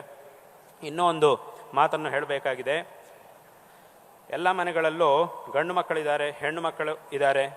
ಗಂಡು ಮಕ್ಕಳಿಗೆ ಸುಮಾರು ಮನೆಗಳಲ್ಲಿ ಏನಾಗ್ತಾ ಇದೆ ಅಂತಂದರೆ, ಗಂಡು ಮಕ್ಕಳಿಗೆ ಉಪನಯನದಕ್ಕೆ ಒಂದು ವಯಸ್ಸಿದೆ ಶಾಸ್ತ್ರದಲ್ಲಿ. ಆ ವಯಸ್ಸು ಬಂದ ತಕ್ಷಣ ಎಲ್ರಿಗೂ ಸಹ ಉಪನಯನ ಮಾಡಿ, ನಂತರ ಅವರಿಗೆ ಗಾಯತ್ರಿ ಮಂತ್ರ ಇತ್ಯಾದಿಗಳನ್ನು ಉಪದೇಶ ಮಾಡಿ ಸಂಧ್ಯಾವಂದನ ಅನುಷ್ಠಾನ ಅಂತ ನಿಯತವಾಗಿ ಒಂದು ಅನುಷ್ಠಾನ ಇದೆ. ಆದರೆ ಹೆಣ್ಣು ಮಕ್ಕಳಿಗೆ ಆ ರೀತಿಯಾಗಿಲ್ಲ. ಅಂದರೆ ಈ ಇಷ್ಟನೇ ವಯಸ್ಸಿನಲ್ಲಿ ಏನೋ ಉಪನಯನವೋ ಅಥವಾ ಈ ರೀತಿಯ ಅಂತಹ ಒಂದು ಸಂಸ್ಕಾರ ಅಂತಿಲ್ಲ. ಅಂದರೆ ಉಪನಯನ ಸಂಸ್ಕಾರ ಅಥವಾ ನಿಯತವಾಗಿ ಇಂತಹ ಒಂದು ಅನುಷ್ಠಾನ ಅಂತಿಲ್ಲ. ಎಲ್ಲರೂ ಏನೋ ಒಂದು ಅವರವರ ಮನೆಗಳಲ್ಲಿ ಬೇರೆ ಬೇರೆ ರೀತಿಯಾಗಿ ಬೇರೆ ಬೇರೆ ಆಚರಣೆಗಳನ್ನು ಮಾಡ್ತಾ ಇದ್ದಾರೆ. ಆದರೆ ವಿಶೇಷವಾಗಿ ಒಂದು ಏನಾಗಬೇಕಾಗಿದೆ ಅಂತಂದರೆ, ಪ್ರತಿಯೊಂದು ಮನೆಯಲ್ಲೂ ಸಹ ಹೇಗೆ ಗಂಡು ಮಕ್ಕಳಿಗೆ ಒಂದು ವಯಸ್ಸು ಬಂದಾಗ ಆ ಸಕಾಲದಲ್ಲಿ ಉಪನಯನವನ್ನು ಮಾಡಿ ತದನಂತರ ಅವರಿಗೊಂದು ಅನುಷ್ಠಾನ ಅನ್ನೋದಿದೆಯೋ, ಅದೇ ರೀತಿಯಾಗಿ ಸ್ತ್ರೀಯರು, ಯಾಕೆಂದರೆ ನಮ್ಮ ಶಾಸ್ತ್ರ ಯಾರನ್ನೂ ಸಹ ಬಿಟ್ಟಿಲ್ಲ, ಎಲ್ಲರಿಗೂ ಒಂದು ಶ್ರೇಯೋ ಮಾರ್ಗವನ್ನು ತೋರಿಸಿದೆ. ನಿನಗೆ ಈ ರೀತಿಯಂತಹ ಸಾಮರ್ಥ್ಯ ಇದೆಯಾ, ಹಾಗಾದರೆ ನಿನಗೆ ಈ ಒಂದು ಮಾರ್ಗ ಇದೆ, ನಿನಗೆ ಇಂತಹ ಒಂದು ಮಾರ್ಗ ಇದೆ ಅಂತ ಯಾರನ್ನೂ ಶಾಸ್ತ್ರ ಬಿಟ್ಟಿಲ್ಲ, ಎಲ್ರಿಗೂ ಸಹ ಸನ್ಮಾರ್ಗವನ್ನು ತೋರಿಸಿದೆ. ಅದರಿಂದ ಶಾಸ್ತ್ರಗಳಲ್ಲಿ ವಿಶೇಷವಾಗಿ ಸ್ತ್ರೀಯರು, ಹೆಣ್ಣು ಮಕ್ಕಳು ಅವರೆಲ್ಲರೂ ಸಹ ಮಾಡಬಹುದಂತಹ ಜಪವನ್ನು ಮಾಡಬಹುದಂತಹ ಅನೇಕ ಮಂತ್ರಗಳನ್ನು ಶಾಸ್ತ್ರಗಳಲ್ಲಿ ಹೇಳಿದ್ದಾರೆ. ಆ ಮಂತ್ರಗಳನ್ನು ನಾವು ಹಿರಿಯರಿಂದ ಗುರುಮುಖೇನ ಮಕ್ಕಳಿಗೆ ಉಪದೇಶ ಮಾಡುವುದೋ ಅಥವಾ ಉಪದೇಶ ಮಾಡಿಸುವುದೋ ಮಾಡಿ, ಹೇಗೆ ಈ ವಯಸ್ಸಿನಲ್ಲಿ ಮಕ್ಕಳಿಗೆ ಗಂಡು ಮಕ್ಕಳಿಗೆ ಹೇಗೆ ಉಪನಯನ ಅನ್ನೋದು ನಡೀತಾ ಇದೆಯೋ, ಅದೇ ರೀತಿಯಾಗಿ ಹೆಣ್ಣು ಮಕ್ಕಳಿಗೂ ಸಹ ಅದೇ ರೀತಿಯಂತಹ ಒಂದು ವಯಸ್ಸು ಬಂದಾಗ ಅವರಿಗೂ ಸಹ ಒಂದು ಅದಕ್ಕೆ ನಾವು ಅನೇಕ ಕಡೆಗಳಲ್ಲಿ ವಿಶೇಷವಾಗಿ ಅನೇಕ ಜನ ಮಕ್ಕಳಿಗೆ ಈಗಾಗಲೇ ನಾನು ಮಾಡಿದ್ದೆ. ಸುಮಾರು ಜನ ಮಕ್ಕಳಿಗೆ, ಹೆಣ್ಣು ಮಕ್ಕಳಿಗೂ ವಿಶೇಷವಾಗಿ ದುರ್ಗಾ ಮಂತ್ರ ಹಾಗೂ ಇನ್ನು ಶಕ್ತಿ ಪಂಚಾಕ್ಷರಿ ಮಂತ್ರ ಮೊದಲಾದಂತಹ ಮಂತ್ರಗಳಿವೆ. ಆ ಮಂತ್ರಗಳನ್ನು ಉಪದೇಶ ಮಾಡಿದ್ದಲ್ಲದೆ ಅದರ ಜೊತೆಗೆ ದೇವಿ ಭಾಗವತದಲ್ಲಿ ಕೊನೆ ಸ್ಕಂಧದಲ್ಲಿ ಗಾಯತ್ರಿ ಸ್ತೋತ್ರ ಅಂತ ಒಂದಿದೆ. ಸುಮಾರು ಒಂದು 29 ಶ್ಲೋಕಗಳಿವೆ. ಆ ಗಾಯತ್ರಿ ಸ್ತೋತ್ರದಲ್ಲಿ ಆ ಗಾಯತ್ರಿ ಅಮ್ಮನವರ ಒಂದು ವಿಶೇಷವಾದಂತಹ ಪ್ರಾರ್ಥನೆ ಇತ್ಯಾದಿಗಳೆಲ್ಲ ಇದೆ. ಅದನ್ನು ಎಲ್ಲ ಮಕ್ಕಳು ಸಹ ಪಠನ ಮಾಡಬೇಕು ಎಂಬುದಾಗಿ ಒಂದು ಅನುಷ್ಠಾನ ಪದ್ಧತಿ ಇದೆ. ಆ ಒಂದು ಅನುಷ್ಠಾನ ಪದ್ಧತಿಯಂತೆ ಅವರಿಗೆ ಉಪದೇಶವನ್ನು ಮಾಡಿದ್ದೇವೆ. ಆದ್ದರಿಂದ ಈ ಒಂದು ಕ್ರಮದಲ್ಲಿ ಇಂತಹ ಒಂದು ಸಂಪ್ರದಾಯವೂ ಸಹ ಎಲ್ಲ ಕಡೆಯೂ ವಿಶೇಷವಾಗಿ ಬರಲಿ. ಪ್ರತಿಯೊಂದು ಮನೆಯಲ್ಲೂ ಸಹ ಹೇಗೆ ಗಂಡು ಮಕ್ಕಳಿಗೆ ಈ ರೀತಿಯಂತಹ ಒಂದು ಅನುಷ್ಠಾನ ಅಂತಿದೆಯೋ, ಅದೇ ರೀತಿಯಾಗಿ ಅವರಿಗೂ ಸಹ ಗುರುಮುಖೇನ ಆ ಒಂದು ಉಪದೇಶ ಅನ್ನೋದಾಗಿ ತದ್ವಾರ ಆ ಒಂದು ಸಂಪ್ರದಾಯ ಅವರಿಗೂ ಸಹ ಒಂದು ನಿಯತವಾದಂತಹ ಒಂದು ಅನುಷ್ಠಾನ ಅನ್ನೋದು ಇರಲಿ. ತದ್ವಾರ ಅವರಿಗೂ ಸಹ ಎಲ್ಲ ರೀತಿಯಲ್ಲೂ ಒಳ್ಳೆಯದಾಗಲಿ. ಈ ರೀತಿಯಂತಹ ಒಂದು ಸಂಪ್ರದಾಯ ಎಲ್ಲ ಕಡೆಯೂ ಸಹ ವಿಶೇಷವಾಗಿ ಬರಲಿ ಎಂಬುದಾಗಿ ಈ ಸಂದರ್ಭದಲ್ಲಿ ಹೇಳಬಯಸ್ತಾ ಇದ್ದೇವೆ. ಇದು ಅತ್ಯಂತ ಅವಶ್ಯಕ. ಹಾಗೆ ಬೇರೆ ಎಲ್ಲ ರೀತಿಯಲ್ಲೂ ವಿವಾಹ ಇತ್ಯಾದಿ ಎಲ್ಲ ವಿಚಾರಗಳಲ್ಲೂ ಸಹ ಎಲ್ಲರೂ ಶಾಸ್ತ್ರೀಯವಾದಂತಹ ಮಾರ್ಗವನ್ನು ನಾವು ದಾಟಬಾರದು. ಇದನ್ನು ಸಹ ಪ್ರತಿಯೊಬ್ಬರು ಚೆನ್ನಾಗಿ ತಿಳ್ಕೊಳ್ಳಬೇಕು. ಯಾಕೆ ಅಂತಂದರೆ, ಒಂದು ಲೌಕಿಕವಾದಂತಹ ಕೆಲಸಗಳನ್ನು ಹೇಗೆ ಬೇಕಾದರೂ ಅಂದರೆ ಕಾನೂನಿಗೆ ತೊಂದರೆ ಆಗದೇ ಇರುವಂತೆ, ಶಾಸ್ತ್ರಕ್ಕೆ ಸಂಬಂಧ ಇಲ್ಲದೆ ಲೌಕಿಕವಾದಂತಹ ಕೆಲಸಗಳನ್ನು ಕಾನೂನಿಗೆ ಅನುಸಾರವಾಗಿ ಎಲ್ಲರೂ ಮಾಡಲೇಬೇಕು. ಅದನ್ನು ಮತ್ತೆ ದಾಟಬಾರದು. ಆದರೆ ಶಾಸ್ತ್ರಕ್ಕೆ ಸಂಬಂಧಪಟ್ಟಂತಹ ವಿಚಾರಗಳಿರುವಾಗ ಶಾಸ್ತ್ರ ಯಾವ ಒಂದು ಮಾರ್ಗವನ್ನು ನಮಗೆ ತೋರಿಸಿದೆಯೋ ಆ ಮಾರ್ಗದಲ್ಲೇ ನಾವು ಹೋಗಬೇಕು. ವಿವಾಹ ಅಂತಂದರೆ ಅದು ಒಂದು ಶಾಸ್ತ್ರೀಯವಾದಂತಹ ಸಂಸ್ಕಾರ. ಅದು ಬರೀ ಯಾವುದೋ ಒಂದು ಕಂಪನಿ ಇನ್ನೊಂದು ಕಂಪನಿ ಜೊತೆಗೆ MOU ಮಾಡಿಕೊಂಡು ಒಂದು 3 ವರ್ಷ 2 ವರ್ಷ 4 ವರ್ಷ ಆಮೇಲೆ ಬೇಕಂದರೆ ಇಡ್ತೀವಿ, ಇಲ್ಲ ಹೋದರೆ ಬಿಟ್ಬಿಡ್ತೀವಿ, ಇನ್ನೊಂದು ಸಂಸ್ಥೆ ಜೊತೆಗೆ ಸೇರ್ಕೊಳ್ತೀವಿ ಅಂತ ಹೀಗೆಲ್ಲ ಮಾಡ್ಲಿಕ್ಕೆ ಆಗುವುದಿಲ್ಲ. ಆ ಥರದ್ದಲ್ಲ ಇದು MOU ಅಲ್ಲ ವಿವಾಹ ಅಂತಂದರೆ. ಇದು ವಿವಾಹ ಅಂತಂದರೆ ಅದೊಂದು ಸಂಸ್ಕಾರ, ಶಾಸ್ತ್ರೀಯವಾದಂತಹ ಒಂದು ಸಂಸ್ಕಾರ ಅಂತ ಯಾಕೆ ಇಟ್ಟಿದ್ದಾರೆ ಇದಕ್ಕೆ ಹೆಸರು ಅಂತಂದರೆ, ಲೋಕದಲ್ಲಿ ಯಾವುದಾದ್ರೂ ಒಂದು ವಸ್ತು ಎಲ್ಲೋ ಗಣಿಯಲ್ಲೆಲ್ಲೋ ಹುಟ್ಟಿರುವಂತಹ ಒಂದು ವಸ್ತು ನಮಗೆ ಉಪಯೋಗ ಆಗುವ ರೀತಿಯಲ್ಲಿ ತಯಾರಾಗಬೇಕು ಅಂತಂದರೆ ಈ ಮಧ್ಯದಲ್ಲಿ, ಅಂದರೆ ಆ ಗಣಿಯಲ್ಲಿ ಅದು ಹುಟ್ಟಿರುವ ಜಾಗದಿಂದ ನಮ್ಮ ಕೈ ತನಕ ಮಧ್ಯದಲ್ಲಿ ಆ ವಸ್ತುವಿಗೆ ಅದೆಷ್ಟೋ ಸಂಸ್ಕಾರಗಳು ನಡೀಬೇಕು. ಅದಕ್ಕೊಂದು ದೊಡ್ಡ ಪ್ರಕ್ರಿಯೆ ಇರುತ್ತೆ. ಆ ಎಲ್ಲ ಸಂಸ್ಕಾರಗಳು ನಡೆದಾಗ ಮಾತ್ರ ಆ ವಸ್ತು ನಮಗೆ ಉಪಯೋಗಕಾರಿ ಆಗುತ್ತೆ. ಅದೇ ರೀತಿ ಮನುಷ್ಯನ ಒಂದು ಜನ್ಮ ಏನಿದೆಯೋ ಇದಕ್ಕೂ ಸಹ ಅನೇಕ ವಿಧವಾದಂತಹ ಸಂಸ್ಕಾರಗಳು ನಡೀಬೇಕು. ಆ ಎಲ್ಲ ಸಂಸ್ಕಾರಗಳು ನಡೆದಾಗ ಮಾತ್ರ ಈ ಜೀವನದ ಒಂದು ಮುಖ್ಯವಾದಂತಹ ಉದ್ದೇಶ ಸಿದ್ಧಿ ಆಗುತ್ತೆ. ಅದೇ ಶ್ರೇಯಸ್ಸು. ನಾವು ಆ ಶ್ರೇಯಸ್ಸನ್ನು ಪಡೆಯುವುದಕ್ಕೆ ಸಾಧ್ಯ ಆಗುತ್ತೆ. ಅಂತಹ ಸಂಸ್ಕಾರಗಳೇ ಈ ವಿವಾಹ, ಉಪನಯನ ಇತ್ಯಾದಿ ಸಂಸ್ಕಾರಗಳು. ಆದ್ದರಿಂದ ಇದನ್ನು ಬರೀ ಲೌಕಿಕವಾದಂತಹ ದೃಷ್ಟಿಯಿಂದ ನಾವು ನೋಡಬಾರ್ದು. ಹಿಂದಿನ ಕಾಲದಲ್ಲಿ ಹೇಗಿರ್ತಿತ್ತು ಅಂತಂದರೆ, ಯಾವುದನ್ನು ನೋಡಬೇಕೋ ಅದನ್ನು ನೋಡ್ತಾ ಇದ್ರು, ವಿವಾಹ ಮಾಡ್ತಾ ಇದ್ರು. ಆದರೆ ಇವಾಗ ಹಾಗಲ್ಲ. ಬೇಡದೇ ಇರುವಂತಹ ವಿಷಯಗಳನ್ನೆಲ್ಲ ನೋಡೋದು. ಅದಾಗುತ್ತಾ, ಅದಾಗಬೇಕು, ಇದು ಹೀಗೆ ಇರಬೇಕು, ಅದು ಹಾಗೆ ಇರಬೇಕು, ಅವರು ಬದನೆಕಾಯಿ ಪಲ್ಯನೇ ಊಟ ಮಾಡಬೇಕು, ಕಾಫಿನೇ ಕುಡಿಬೇಕು, ಇದನ್ನೇ ಮಾಡಬೇಕು, ಇದೇ ಮಾತು. ಈಗ ಸುಮಾರು ಕಡೆಗಳಲ್ಲಿ ನಾವು ನೋಡ್ತಾ ಇರ್ತೀನಿ. ಏನೋ ಒಂದು ಸಂಬಂಧ ಬಂದಿದೆ ಅಂತ ಹೇಳ್ತಾರೆ, ಸರಿ ಒಳ್ಳೇದಪ್ಪ ಸಂತೋಷ. ಆಮೇಲೆ ಕೇಳಿದಾಗ ಏನಪ್ಪ ಸಂಬಂಧ ಬಂತು ಅಂತ ಹೇಳಿದ್ರಲ್ಲ, ಹಿಂದಿನ ಸಲ ಏನಾಯಿತು ಅಂದರೆ ಇಲ್ಲ ಅದಾಗಲಿಲ್ಲ. ಯಾಕಾಗಿಲ್ಲ ಅಂತಂದರೆ ಏನೋ ನಿಜವಾದಂತಹ ಒಂದು ಗಂಭೀರವಾದ ವಿಷಯ ಇದ್ದರೆ ಅದು ಬೇರೆ ವಿಷಯ, ತುಂಬ ಕ್ಷುಲ್ಲಕವಾದಂತಹ ಕಾರಣ ಆಗಲಿಲ್ಲ ಅಂತ ಹೇಳೋದು. ತುಂಬ ಕ್ಷುಲ್ಲಕ, ಅದೇನು ದೊಡ್ಡ ವಿಷಯನೇ ಅಲ್ಲ ಇದು. ಮತ್ತು ಇದನ್ನು ಯಾರು ಹಿಂದೆ ನೋಡ್ತಾನೂ ಇರಲಿಲ್ಲ. ಈ ಥರದ್ದು ಯಾವುದನ್ನು ನೋಡದೇನೆ ಯಾವುದು ನೋಡಬೇಕೋ ಅದನ್ನು ನೋಡಿ ವಿವಾಹ ಮಾಡಿಕೊಂಡವರು ತುಂಬ ಸುಖವಾಗಿದ್ದಾರೆ, ಇವತ್ತಿಗೂ ತುಂಬ ಸುಖವಾಗಿದ್ದೇ ಇದ್ದಾರೆ. ಅವರು ಅವ್ರ ಪರಿವಾರ ಎಲ್ಲ ತುಂಬ ಸುಖವಾಗಿದ್ದಾರೆ. ಆ ಥರಷ್ಟು ಬೇಕಾದಷ್ಟು ಉದಾಹರಣೆಗಳು ನಮ್ಮ ಕಣ್ಣು ಮುಂದೆನೇ ಇದೆ. ಆದ್ದರಿಂದ ಇಂತಹ ಕ್ಷುಲ್ಲಕವಾದಂತಹ ವಿಚಾರಗಳನ್ನು ನೋಡದೆ ಸರಿಯಾಗಿ ವಿವಾಹವನ್ನು ಧರ್ಮ ಮಾರ್ಗ, ಶಾಸ್ತ್ರವು ನಮಗೆ ಯಾವ ಮಾರ್ಗವನ್ನು ಹಾಕಿಕೊಟ್ಟಿದೆಯೋ ಆ ಮಾರ್ಗದಲ್ಲಿ ಈ ಸಂಸ್ಕಾರಗಳನ್ನು ಮಾಡಿಕೊಂಡು ಜೀವನವನ್ನು ಸಾರ್ಥಕ ಮಾಡಿಕೊಳ್ಳಬೇಕು. ಹಾಗೆ ತದನಂತರ ವಿಶೇಷವಾಗಿ ಅದೇ ಮಕ್ಕಳಿಗೆ ವಿಶೇಷವಾಗಿ ಇಂತಹ ಸಂಸ್ಕಾರವನ್ನು ಹೇಳಿಕೊಡುವುದು ಇದು ಸಹ ಅತ್ಯಂತ ಅವಶ್ಯಕ. ಈ ಸಂತಾನಾಭಿವೃದ್ಧಿ ಅದು ಸಹ ಅವಶ್ಯಕ. ಮತ್ತು ಅವರಿಗೆ ಬರೀ ಅಷ್ಟು ಮಾತ್ರ ಮಾಡಿದರೆ ಉಪಯೋಗ ಇಲ್ಲ. ಯಾಕಂದರೆ ಈಗ ನಮ್ಮ ಹತ್ರ ಇತ್ತೀಚೆಗೆ ಯಾರೊಬ್ಬರು ಬಂದು ಹೇಳಿದರು, ಏನು ಅಂತಂದರೆ, ಸ್ವಾಮಿ ತಾವು ಅಪ್ಪಣೆ ಮಾಡಿ ಎಲ್ಲರಿಗೂ ಸಹ ಸುಮಾರು ಜನ ಮಕ್ಕಳು ಹುಟ್ಟಲಿ ಅಂಥೇಳಿ ಎಲ್ಲರೂ ಸಹ ಈ ಥರ ನೀವು ಅಪ್ಪಣೆ ಮಾಡಿ ಅಂಥೇಳಿ ಹೇಳಿದರು. ಈ ಥರ ಆಗಬೇಕು, ಬರೀ ಒಬ್ಬರು ಅಂತಲ್ಲ, ತುಂಬ ಜನ ಆಗಬೇಕು ಅಂಥೇಳಿ ನೀವು ಅಪ್ಪಣೆ ಮಾಡಿ ಅಂತ ಹೇಳಿದರು. ನಾನು ಹೇಳಿದೆ, ನಾನು ಸಂತಾನ ಆಗಬೇಕು ಅಂತ ನಾನು ಹೇಳ್ತೀನಿ. ಅದೇ ರೀತಿ ಅದಕ್ಕಿಂತಲೂ ಮುಖ್ಯವಾಗಿ ಇರುವಂತಹ ಸಂತಾನಕ್ಕೆ ಸಂಸ್ಕಾರವನ್ನು ಕೊಡಿ ಅಂತ ನಾನು ಹೇಳ್ತೀನಿ. ಅದನ್ನು ನಾನು ಪ್ರಧಾನವಾಗಿ, ಸಂತಾನವೂ ಬೇಕೇ ಬೇಕು, ಆ ವಂಶವೃದ್ಧಿ ಅನ್ನೋದು ಆಗಲೇಬೇಕು, ಅದು ಸಹ ಆಗಬೇಕು, ಅದು ಅವಶ್ಯಕ, ಅದನ್ನು ಬಿಡಬಾರದು. ಖಂಡಿತವಾಗಿಯೂ ವಂಶವೃದ್ಧಿ ಅನ್ನೋದು ವಿಶೇಷವಾಗಿ ಆಗಬೇಕು, ಅದಕ್ಕೊಂದು ಪ್ರಯತ್ನಶೀಲರು ಆಗಬೇಕು. ಆದರೆ ಬರೀ ಅಷ್ಟನ್ನು ಮಾತ್ರ ಮಾಡ್ತಾ ಇದ್ದರೆ ಸಾಕು. ತುಂಬ ಜನ ಮಕ್ಕಳಿದ್ದಾರೆ, ಆದರೆ ಯಾರಿಗೂ ಸಂಸ್ಕಾರ ಇಲ್ಲ ಅಂತಂದರೆ ಆಗ ಉಪಯೋಗ ಇಲ್ಲ. ಅದಕ್ಕೆ ಶಾಸ್ತ್ರದಲ್ಲಿ ಒಂದು ಮಾತು ಹೇಳಿದ್ದಾರೆ, ಶತಮಪ್ಯಂಧಾನಾನ್ ನಪಶ್ಯತಿ ಅಂತ ಒಂದು ಮಾತಿದೆ. ಅಂದರೆ ಇದರ ಅರ್ಥ ಏನು? 100 ಜನ ಕುರುಡ್ರಿದ್ರೂ ಅವರಿಗೆ ನೋಡ್ಲಿಕ್ಕಾಗೋದಿಲ್ಲ. ಈ ವಸ್ತು ಚೆನ್ನಾಗಿದೆಯಾ, ಇದು ಬಿಳಿ ಬಣ್ಣನ ಕಪ್ಪು ಬಣ್ಣನ ನೋಡಿ ಹೇಳಿ ಅಂತಂದರೆ 100 ಜನನೂ ಕುರುಡ್ರಾಗ್ಬಿಟ್ರೆ ಅವರಿಗೆ ನೋಡಿ ಹೇಳೋಕ್ಕಾಗೋದಿಲ್ಲ ಯಾವ ಬಣ್ಣ ಅಂತ. ಅದೇ ಒಬ್ಬ ಕಣ್ಣಿದ್ದವನಾದರೆ ಸಾಕು, ಅವನು ನೋಡಿಬಿಟ್ಟು ಹೇಳ್ತಾನಾ ಇದು ಚೆನ್ನಾಗಿದೆ, ಇದಾಗಬಹುದು, ಇದು ಬಿಳಿ ಬಣ್ಣ ಅಥವಾ ನೀಲಿ ಬಣ್ಣ ಅಂತ ಅವನು ಹೇಳ್ತಾನೆ.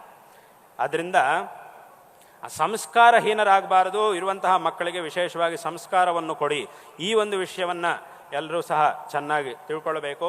ನಾವು ಸಂಸ್ಕಾರವನ್ನು ಕೊಡೋದಿಲ್ಲ, ಬೇರೆಯವ್ರಿಗೆ ಮಾತ್ರ ನಾವು ಭಾಷಣ ಮಾಡ್ತೀವಿ, ಅದು ಮಾಡ್ತೀವಿ, ಪಾಠ ಹೇಳ್ತೀವಿ ಅಂತಂದರೆ ಅದು ಸರಿಯಾಗುವುದಿಲ್ಲ. ಆದ್ದರಿಂದ ವಿಶೇಷವಾಗಿ ಸಂಸ್ಕಾರವನ್ನು ಕೊಡುವಂತಹ ಒಂದು ಪ್ರಯತ್ನವನ್ನು ಖಂಡಿತವಾಗಿಯೂ ಎಲ್ಲರೂ ಮಾಡಿ ಅನ್ನುವಂತಹ ಒಂದು ವಿಷಯವನ್ನು ಈ ಸಂದರ್ಭದಲ್ಲಿ ಎಲ್ರಿಗೂ ಹೇಳ್ತಾ, ಈ ಪ್ರತಿಯೊಂದು ಸಂಸ್ಕಾರದ ಆಚರಣೆಯ ಹಿಂದೆ ಇರತಕ್ಕಂತಹ ಆ ಒಂದು ಶಾಸ್ತ್ರೀಯ ಪರಂಪರೆಯನ್ನು ಅರ್ಥ ಮಾಡಿಕೊಂಡು ಇದನ್ನು ಚೆನ್ನಾಗಿ ಆಚರಣೆ ಮಾಡಿ ಕೃತಾರ್ಥರಾಗಬೇಕು ಅನ್ನುವಂತಹ ವಿಷಯವನ್ನು ಈ ಸಂದರ್ಭದಲ್ಲಿ ಎಲ್ಲರಿಗೂ ಹೇಳುತ್ತಾ, ಶಾರದಾ ಚಂದ್ರಮೌಳೀಶ್ವರರ ಹಾಗೂ ನಮ್ಮ ಗುರುಗಳು ಪರಮಪೂಜ್ಯ ಜಗದ್ಗುರು ಶ್ರೀ ಶ್ರೀ ಭಾರತೀ ತೀರ್ಥ ಮಹಾಸ್ವಾಮಿಗಳವರ ಪರಿಪೂರ್ಣವಾದಂತಹ ಒಂದು ಅನುಗ್ರಹ ನಿಮ್ಮೆಲ್ಲರ ಮೇಲೆ ಸದಾಕಾಲ ಇರಲಿ.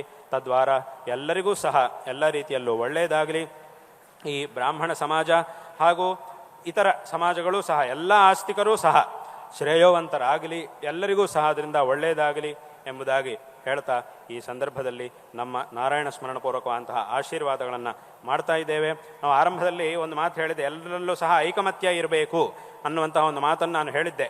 ಈ ರೀತಿಯಾದಂಥ ಒಂದು ಐಕಮತ್ಯ ಇರಬೇಕು ಅಂದರೆ ಆ ಐಕಮತ್ಯ ಇದೆ ಅನ್ನೋದಕ್ಕೆ ಒಂದು ನಿದರ್ಶನ ಏನಾಗಬೇಕು ಅಂತಂದರೆ, ಹಿಂದೆಲ್ಲ ಒಂದ್ಸಲಿ ಮಾತಾಡ್ತಿರುವಾಗ ಅಧ್ಯಕ್ಷರು ಇತ್ಯಾದಿಗಳೆಲ್ಲ ಸಭೆಯವರು ಬ್ರಾಹ್ಮಣ ಮಹಾಸಭೆಯವರು ನಮ್ಮ ಹತ್ರ ಬಂದು ಮಾತನಾಡುವಾಗ ಒಂದು ವಿಚಾರ ಬಂತು. ಏನು ಅಂತಂದರೆ, ನಮ್ಮ ಒಂದು ಸಮಾಜದಲ್ಲಿ ಈ ಬ್ರಾಹ್ಮಣ ಸಮಾಜದ ಅಧ್ಯಕ್ಷರಾಗಿ ಒಬ್ಬರನ್ನು ಆಯ್ಕೆ ಮಾಡುವುದು ಅಂತಿರುತ್ತೆ. ಆ ಅಧ್ಯಕ್ಷರನ್ನಾಗಿ ಆಯ್ಕೆ ಯಾರನ್ನು ಮಾಡಬೇಕಾಗಿದೆಯೋ ಅದಕ್ಕಾಗಿ ಮಾಮೂಲಿಯಾಗಿ ಲೋಕದಲ್ಲಿ ನಡೀತಾ ಇರುವಾಗ ಒಂದು ಎಲೆಕ್ಷನ್ ಮಾಡುವುದು, ಅದರಲ್ಲಿ ಅಧ್ಯಕ್ಷರನ್ನ ಆಯ್ಕೆ ಮಾಡುವುದು ಅಂತೆಲ್ಲ ನಡೀತಾ ಇರುತ್ತೆ. ಇಲ್ಲೂ ಸಹ ಅದೇ ಪದ್ಧತಿ, ಲೋಕದಲ್ಲಿ ಆ ಥರ ಪದ್ಧತಿ ಇರುವುದರಿಂದ ಇಲ್ಲೂ ಅದೇ ಸಹ ನಡೀತಾ ಇರುತ್ತೆ. ಆದರೆ ಅದಕ್ಕಿಂತಲೂ ಈ ಚುನಾವಣೆ ಇತ್ಯಾದಿಗಳು ಯಾವುದೂ ಇಲ್ಲದೆ ಎಲ್ಲರೂ ಸಹ ಇಂಥವ್ರು ಆಗಬೇಕು ಅಂತ ಐಕಮತ್ಯದಿಂದ ಹೇಳಿಬಿಟ್ರೆ ಅದರಲ್ಲೇ ನಿಜವಾಗಲೂ ಎಲ್ಲರ ಒಂದು ಐಕಮತ್ಯ ಇದೆ ಅನ್ನೋದು ಸಾಬೀತಾದ ಹಂಗಾಗುತ್ತೆ. ಹೌದು, ಇದೆಲ್ಲರಿಗೂ ಒಂದು ಐಕಮತ್ಯ ಇದ್ದೇ, ಬ್ರಾಹ್ಮಣ ಸಮಾಜದಲ್ಲಿ ಎಲ್ಲರಿಗೂ ಸಹ ಒಂದು ಐಕಮತ್ಯ ಉಂಟು ಅನ್ನೋದನ್ನು ಅದು ಸ್ಪಷ್ಟವಾಗಿ ನಾವು ತಿಳಿಸಿದ ಹಾಗಾಗುತ್ತೆ. ಆದ್ದರಿಂದ ಅದೊಂದು ಆ ಒಂದು ಕೆಲಸ ಆಗಬೇಕು ಅಂತ ಆ ಒಂದು ವಿಚಾರ ಹಿಂದೆ ಮಾತಾಡ್ತಿರುವಾಗ ಬಂತು. ಹಾಗೆ ಅದನ್ನೇ ಇವತ್ತಿನ ದಿವಸ ನಾನು ಹೇಳ ಬಯಸ್ತಾ ಇದ್ದೀನಿ. ಅಂದರೆ ಏನು, ಅದನ್ನೇ ಯುನಾನಿಮಸ್ ಆಗಿ ಅಂತ ವ್ಯಾವಹಾರಿಕದಲ್ಲಿ ಹೇಳ್ತೀವಿ. ಅದರಿಂದ ಎಲ್ಲರೂ ಸಹ ಇಂಥವರು ನಮಗಾಗಬೇಕು ಅಂಥೇಳಿ ಒಂದೇ ತೀರ್ಮಾನಕ್ಕೆ ಬಂದರೆ ನಿಜವಾಗಲೂ ಅಲ್ಲಿಂದ ಆ ಒಂದು ಐಕಮತ್ಯ ಅನ್ನೋದು ಪರಿಪೂರ್ಣವಾಗಿ ಬಂತು ಅಂತ ನಾವು ತಿಳ್ಕೊಳ್ಳಬಹುದು. ಆದ್ದರಿಂದ ಈ ರೀತಿಯಾಗಿ ನಡೆಯಲಿ. ಮತ್ತು ಈ ರೀತಿಯಾಗಿ ಮಾಡುವುದರಿಂದ ತುಂಬ ದೊಡ್ಡ ಶ್ರಮವೂ ತಪ್ಪುತ್ತೆ ಎಲ್ರಿಗೂ ಸಹ. ಆದ್ದರಿಂದ ಇದನ್ನು ಆ ಆಯ್ಕೆ ಆಗಲಿ, ಸರಿಯಾದಂತಹ ಒಂದು ಆಯ್ಕೆ ಆಗಲಿ, ತದ್ವಾರ ವಿಶೇಷವಾಗಿ ಎಲ್ರಿಗೂ ಸಹ ಒಳ್ಳೆಯದಾಗಲಿ ಎಂಬುದಾಗಿ ಈ ಸಂದರ್ಭದಲ್ಲಿ ಹೇಳಬಯಸ್ತಾ ಎಲ್ಲರಿಗೂ ಮತ್ತೊಮ್ಮೆ ಆಶೀರ್ವಾದಗಳನ್ನು ತಿಳಿಸ್ತಾ ಇದ್ದೇವೆ. ಇವತ್ತಿನ ಸಂದರ್ಭದಲ್ಲಿ ನಮಗೆ ಮತ್ತು ಈ ವಿಶೇಷವಾಗಿ ಈ 2 ದಿವಸಗಳ ಕಾರ್ಯಕ್ರಮದಲ್ಲಿ ನಮ್ಮ ರಾಜ್ಯದ ಅನೇಕ ಮಠಾಧಿಪತಿಗಳು, ನಮ್ಮ ಪ್ರೀತಿಪಾತ್ರರಾಗಿರ್ತಕ್ಕಂತಹ ಅನೇಕ ಜನ ಮಠಾಧಿಪತಿಗಳು ಇದರಲ್ಲಿ ಭಾಗವಹಿಸ್ತಾ ಇದ್ದಾರೆ. ಅದರಲ್ಲೂ ವಿಶೇಷವಾಗಿ ಇವತ್ತಿನ ದಿವಸ ನಮ್ಮ ಅತ್ಯಂತ ಪ್ರೀತಿಯಾದರುಗಳಿಗೆ ಪಾತ್ರರಾಗಿರ್ತಕ್ಕಂತಹ ಮಠಾಧಿಪತಿಗಳು ಇಲ್ಲಿದ್ದಾರೆ. ಸ್ವರ್ಣವಲ್ಲಿ ಮಠಾಧೀಶರಾದ ಗಂಗಾಧರೇಂದ್ರ ಸರಸ್ವತಿ ಸ್ವಾಮಿಗಳವರಿದ್ದಾರೆ, ಹಾಗೂ ಶಿವಗಂಗಾ ಮಠಾಧೀಶರು ಪುರುಷೋತ್ತಮ ಭಾರತಿ ಸ್ವಾಮಿಗಳವರಿದ್ದಾರೆ, ಹಾಗೂ ನೆಲಮಾವು ಮಠಾಧೀಶರು ಮಾಧವಾನಂದ ಭಾರತಿ ಸ್ವಾಮಿಗಳಿದ್ದಾರೆ, ಹಾಗೂ ಅದ್ವೈತಾನಂದ ಭಾರತಿ ಸ್ವಾಮಿಗಳು ಆವಣಿ ಮಠಾಧೀಶರು ಅವರಿದ್ದಾರೆ. ಇವರೆಲ್ಲರೂ ಸಹ ಇವತ್ತಿನ ದಿವಸ ಇಲ್ಲಿ ಇರುವುದು ನಮ್ಮ ಮನಸ್ಸಿಗೆ ಅತ್ಯಂತ ಸಂತೋಷವನ್ನು ಉಂಟು ಮಾಡ್ತಾ ಇದೆ. ವಿಶೇಷವಾಗಿ ನಿಮಗೆಲ್ಲ ಎಲ್ಲ ಆಸ್ತಿಕರಿಗೂ ಸಹ ನಾರಾಯಣ ಸ್ಮರಣಪೂರ್ವಕವಾಗಿ ನಾವು ಆಶೀರ್ವಾದಗಳನ್ನು ಎಲ್ಲ ಆಸ್ತಿಕರಿಗೂ ತಿಳಿಸ್ತಾ ಇದ್ದೇವೆ. ಹಾಗೆ ಈ ಒಂದು ಸಂದರ್ಭದಲ್ಲಿ ಈ ಬ್ರಾಹ್ಮಣ ಮಹಾಸಭೆಯ ಅಧ್ಯಕ್ಷರಾಗಿ ಈ ಎಲ್ಲ ಕಾರ್ಯವನ್ನು ಸಹ ಉತ್ತಮವಾದಂತಹ ರೀತಿಯಲ್ಲಿ ಮಾಡ್ತಾ ಎಲ್ಲರನ್ನೂ ಸಹ ಸೇರಿಸಿಕೊಂಡು ಎಲ್ಲ ಆಸ್ತಿಕರು, ಎಲ್ಲ ಬ್ರಾಹ್ಮಣ ಸಮಾಜದವರು ಹಾಗೂ ಎಲ್ಲ ರಾಜಕೀಯ ಮುಖಂಡರು ಎಲ್ಲರ ಒಂದು ಸಹಕಾರ ಅನ್ನೋದು ಅತ್ಯಂತ ಅವಶ್ಯಕವಾಗಿದೆ. ಅಂಥ ಎಲ್ಲ ರಾಜಕೀಯ ಮುಖಂಡರನ್ನು, ಅತ್ಯಂತ ಪ್ರಮುಖರನ್ನು, ವಿಶೇಷವಂತಹ ಸಾಧನೆಗಳನ್ನು ಮಾಡಿರ್ತಕ್ಕಂತಹ ಎಲ್ಲರನ್ನೂ ಸಹ ಈ ಸಂದರ್ಭದಲ್ಲಿ ಸೇರಿಸಿ ಒಗ್ಗೂಡಿಸಿ ಈ ಕಾರ್ಯಕ್ರಮವನ್ನು ಮಾಡ್ತಾ ಇರುವುದು ಸಂತೋಷಕರವಾದಂತಹ ವಿಷಯ. ಅಶೋಕ್ ಹರನಹಳ್ಳಿ ಅವರಿಗೆ ನಾರಾಯಣ ಸ್ಮರಣಪೂರ್ವಕವಾಗಿ ಆಶೀರ್ವಾದಗಳನ್ನು ಮಾಡ್ತಾ ಇದ್ದೇವೆ. ಉತ್ತಮವಾದಂತಹ ರೀತಿಯಲ್ಲಿ ಇದನ್ನು ನೆರವೇರಿಸ್ತಾ ಇದ್ದಾರೆ. ಅವರಿಗೆ ನಾವು ಆಶೀರ್ವಾದಗಳನ್ನು ಮಾಡ್ತಾ ಇದ್ದೇವೆ. ಮತ್ತು ಅವರ ಜೊತೆಗೆ ಇರತಕ್ಕಂತಹ ಎಲ್ಲರಿಗೂ ಸಹ, ಎಲ್ಲ ಉಪಾಧ್ಯಕ್ಷರುಗಳು, ಎಲ್ಲ ಕಾರ್ಯದರ್ಶಿಗಳು, ಹೀಗೆ ಎಲ್ಲ ಸದಸ್ಯರು ಎಲ್ಲರಿಗೂ ಸಹ ನಾವು ಇದರಲ್ಲಿ ಭಾಗವಹಿಸಿದಂತಹ ಎಲ್ಲ ಆಸ್ತಿಕರಿಗೂ ನಾವು ಆಶೀರ್ವಾದಗಳನ್ನು ಮಾಡ್ತಾ ಇದ್ದೇವೆ. ವಿಶೇಷವಾಗಿ ಇವತ್ತಿನ ದಿವಸ ನಮ್ಮ ಗುರುಗಳ ಈ ಸುವರ್ಣ ಭಾರತಿ ಮಹೋತ್ಸವದ ಒಂದು ಸಂದರ್ಭದ ನಿಮಿತ್ತವಾಗಿ ಇವತ್ತಿನ ದಿವಸ ಈ ಒಂದು ಕಾರ್ಯಕ್ರಮದಲ್ಲಿ ಪ್ರಾರಂಭದ ಈ ಒಂದು ವ್ಯವಧಿಯಲ್ಲಿ ವಿಶೇಷವಾಗಿ ನಮ್ಮ ಗುರುಗಳಿಗೆ ಆತ್ಮೀಯರಾಗಿ ಗುರು ಸೇವೆಯನ್ನು ಮಾಡಿರ್ತಕ್ಕಂತಹ ಅನೇಕ ಜನರಿಗೆ ಒಂದು ಪುರಸ್ಕಾರವನ್ನು, ಗುರುಸೇವಾ ಪುರಸ್ಕಾರವನ್ನು ಸಹ ಈ ಬ್ರಾಹ್ಮಣ ಮಹಾಸಭೆಯಿಂದ ನೀಡಿರುವುದು ಅದು ನಮ್ಮ ಮನಸ್ಸಿಗೆ ಅತ್ಯಂತ ಸಂತೋಷವನ್ನು ಉಂಟು ಮಾಡ್ತಾ ಇದೆ. ಮತ್ತೊಮ್ಮೆ ಎಲ್ಲರಿಗೂ ಸಹ ನಮ್ಮ ಆಶೀರ್ವಾದಗಳನ್ನು ತಿಳಿಸುತ್ತಾ ಈ ಮಾತುಗಳನ್ನು ಇಲ್ಲಿ ಉಪಸಂಹಾರ ಮಾಡ್ತೇವೆ.